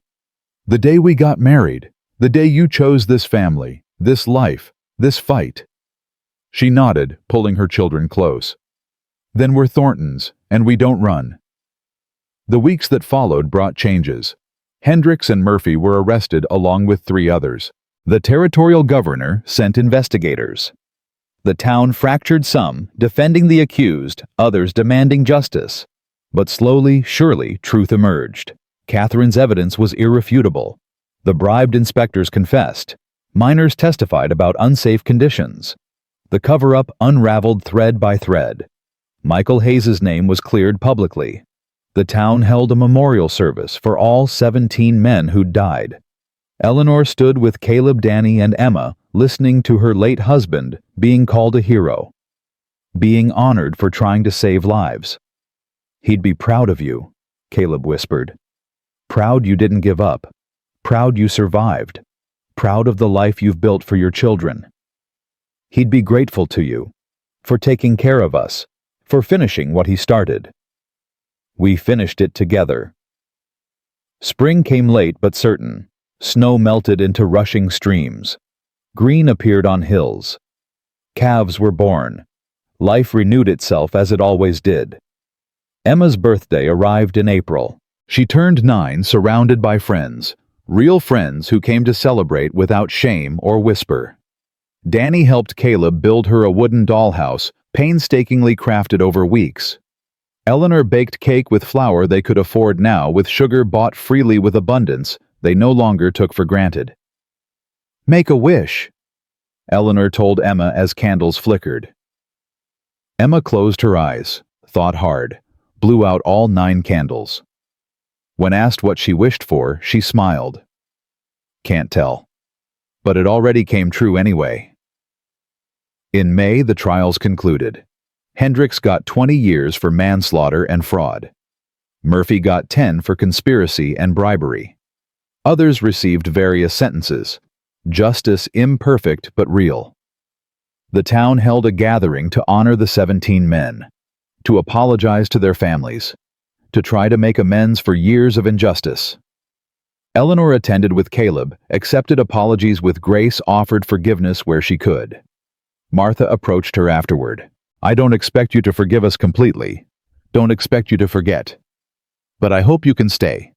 Hope you can be part of this community as we try to be better." Eleanor looked at this woman who'd brought food to her wedding, who'd shown up when it mattered. "I'm staying. This is home now." That evening, sitting on their porch, watching sunset paint the mountains gold, Eleanor leaned against Caleb's shoulder. Inside, children laughed over some game. Horses nickered in the barn. Life hummed around them, ordinary and precious.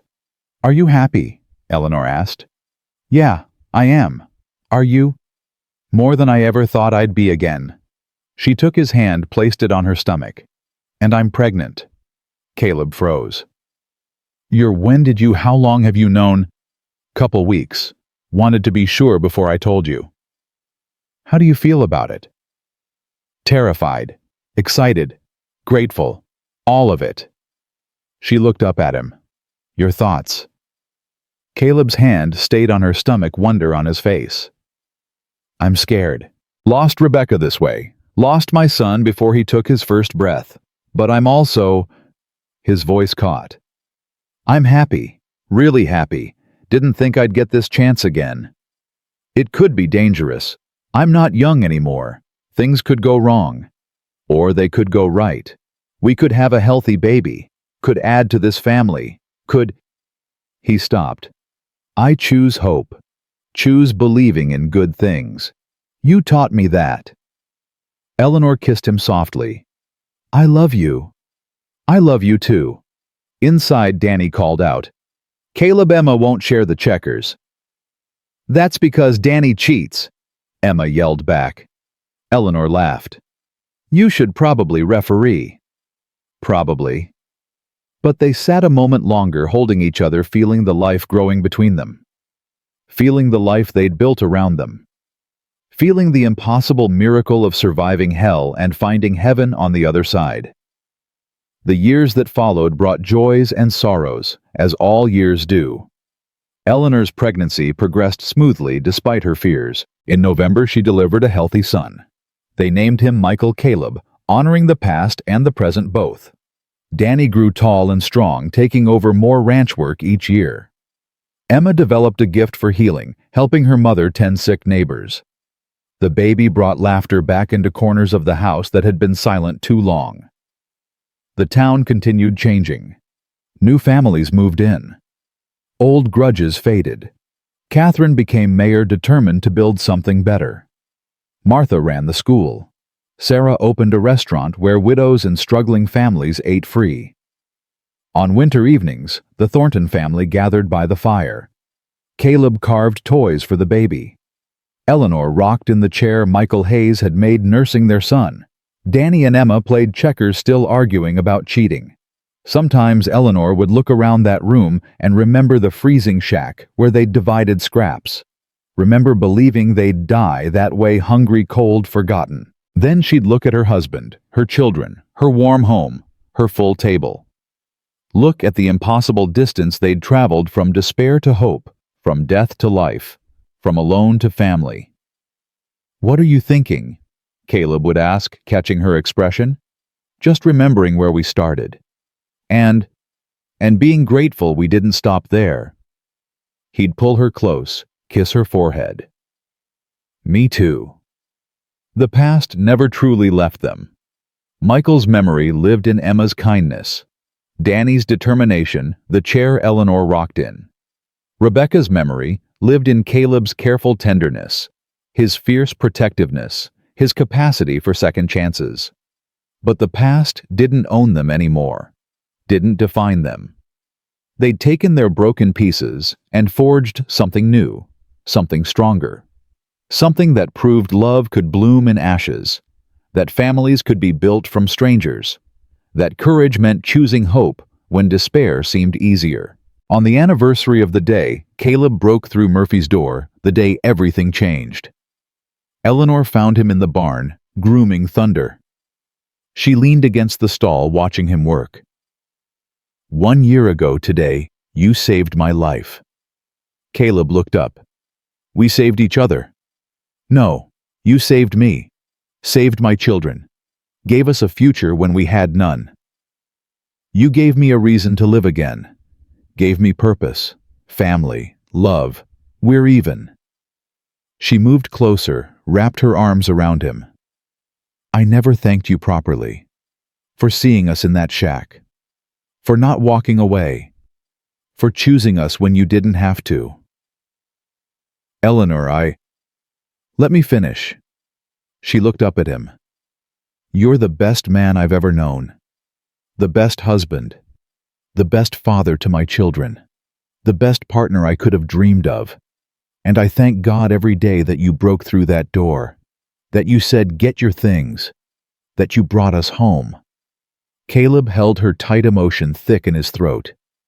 "I love you, love our family, love this life we've built, and I'd do it all again. Every hard moment, every scary night, every fight, all of it, for this." They stood together in the barn winter sun slanting through gaps in the boards. Stood where a year ago he'd taught Danny to groom horses, where children had learned they mattered, where broken people had learned to trust again. Outside, Danny called that dinner was ready. Emma sang in the kitchen. Baby Michael cried and then quieted, likely picked up by his brother. The sounds of family, of home, of love that had survived impossible odds. Caleb and Eleanor walked hand in hand toward the house, toward their children, toward the life they'd fought for and won, toward every tomorrow they'd face together, because they'd learned the truth that only survivors know, that the human heart is stronger than any storm. That love is worth every risk. That family isn't just blood, but choice.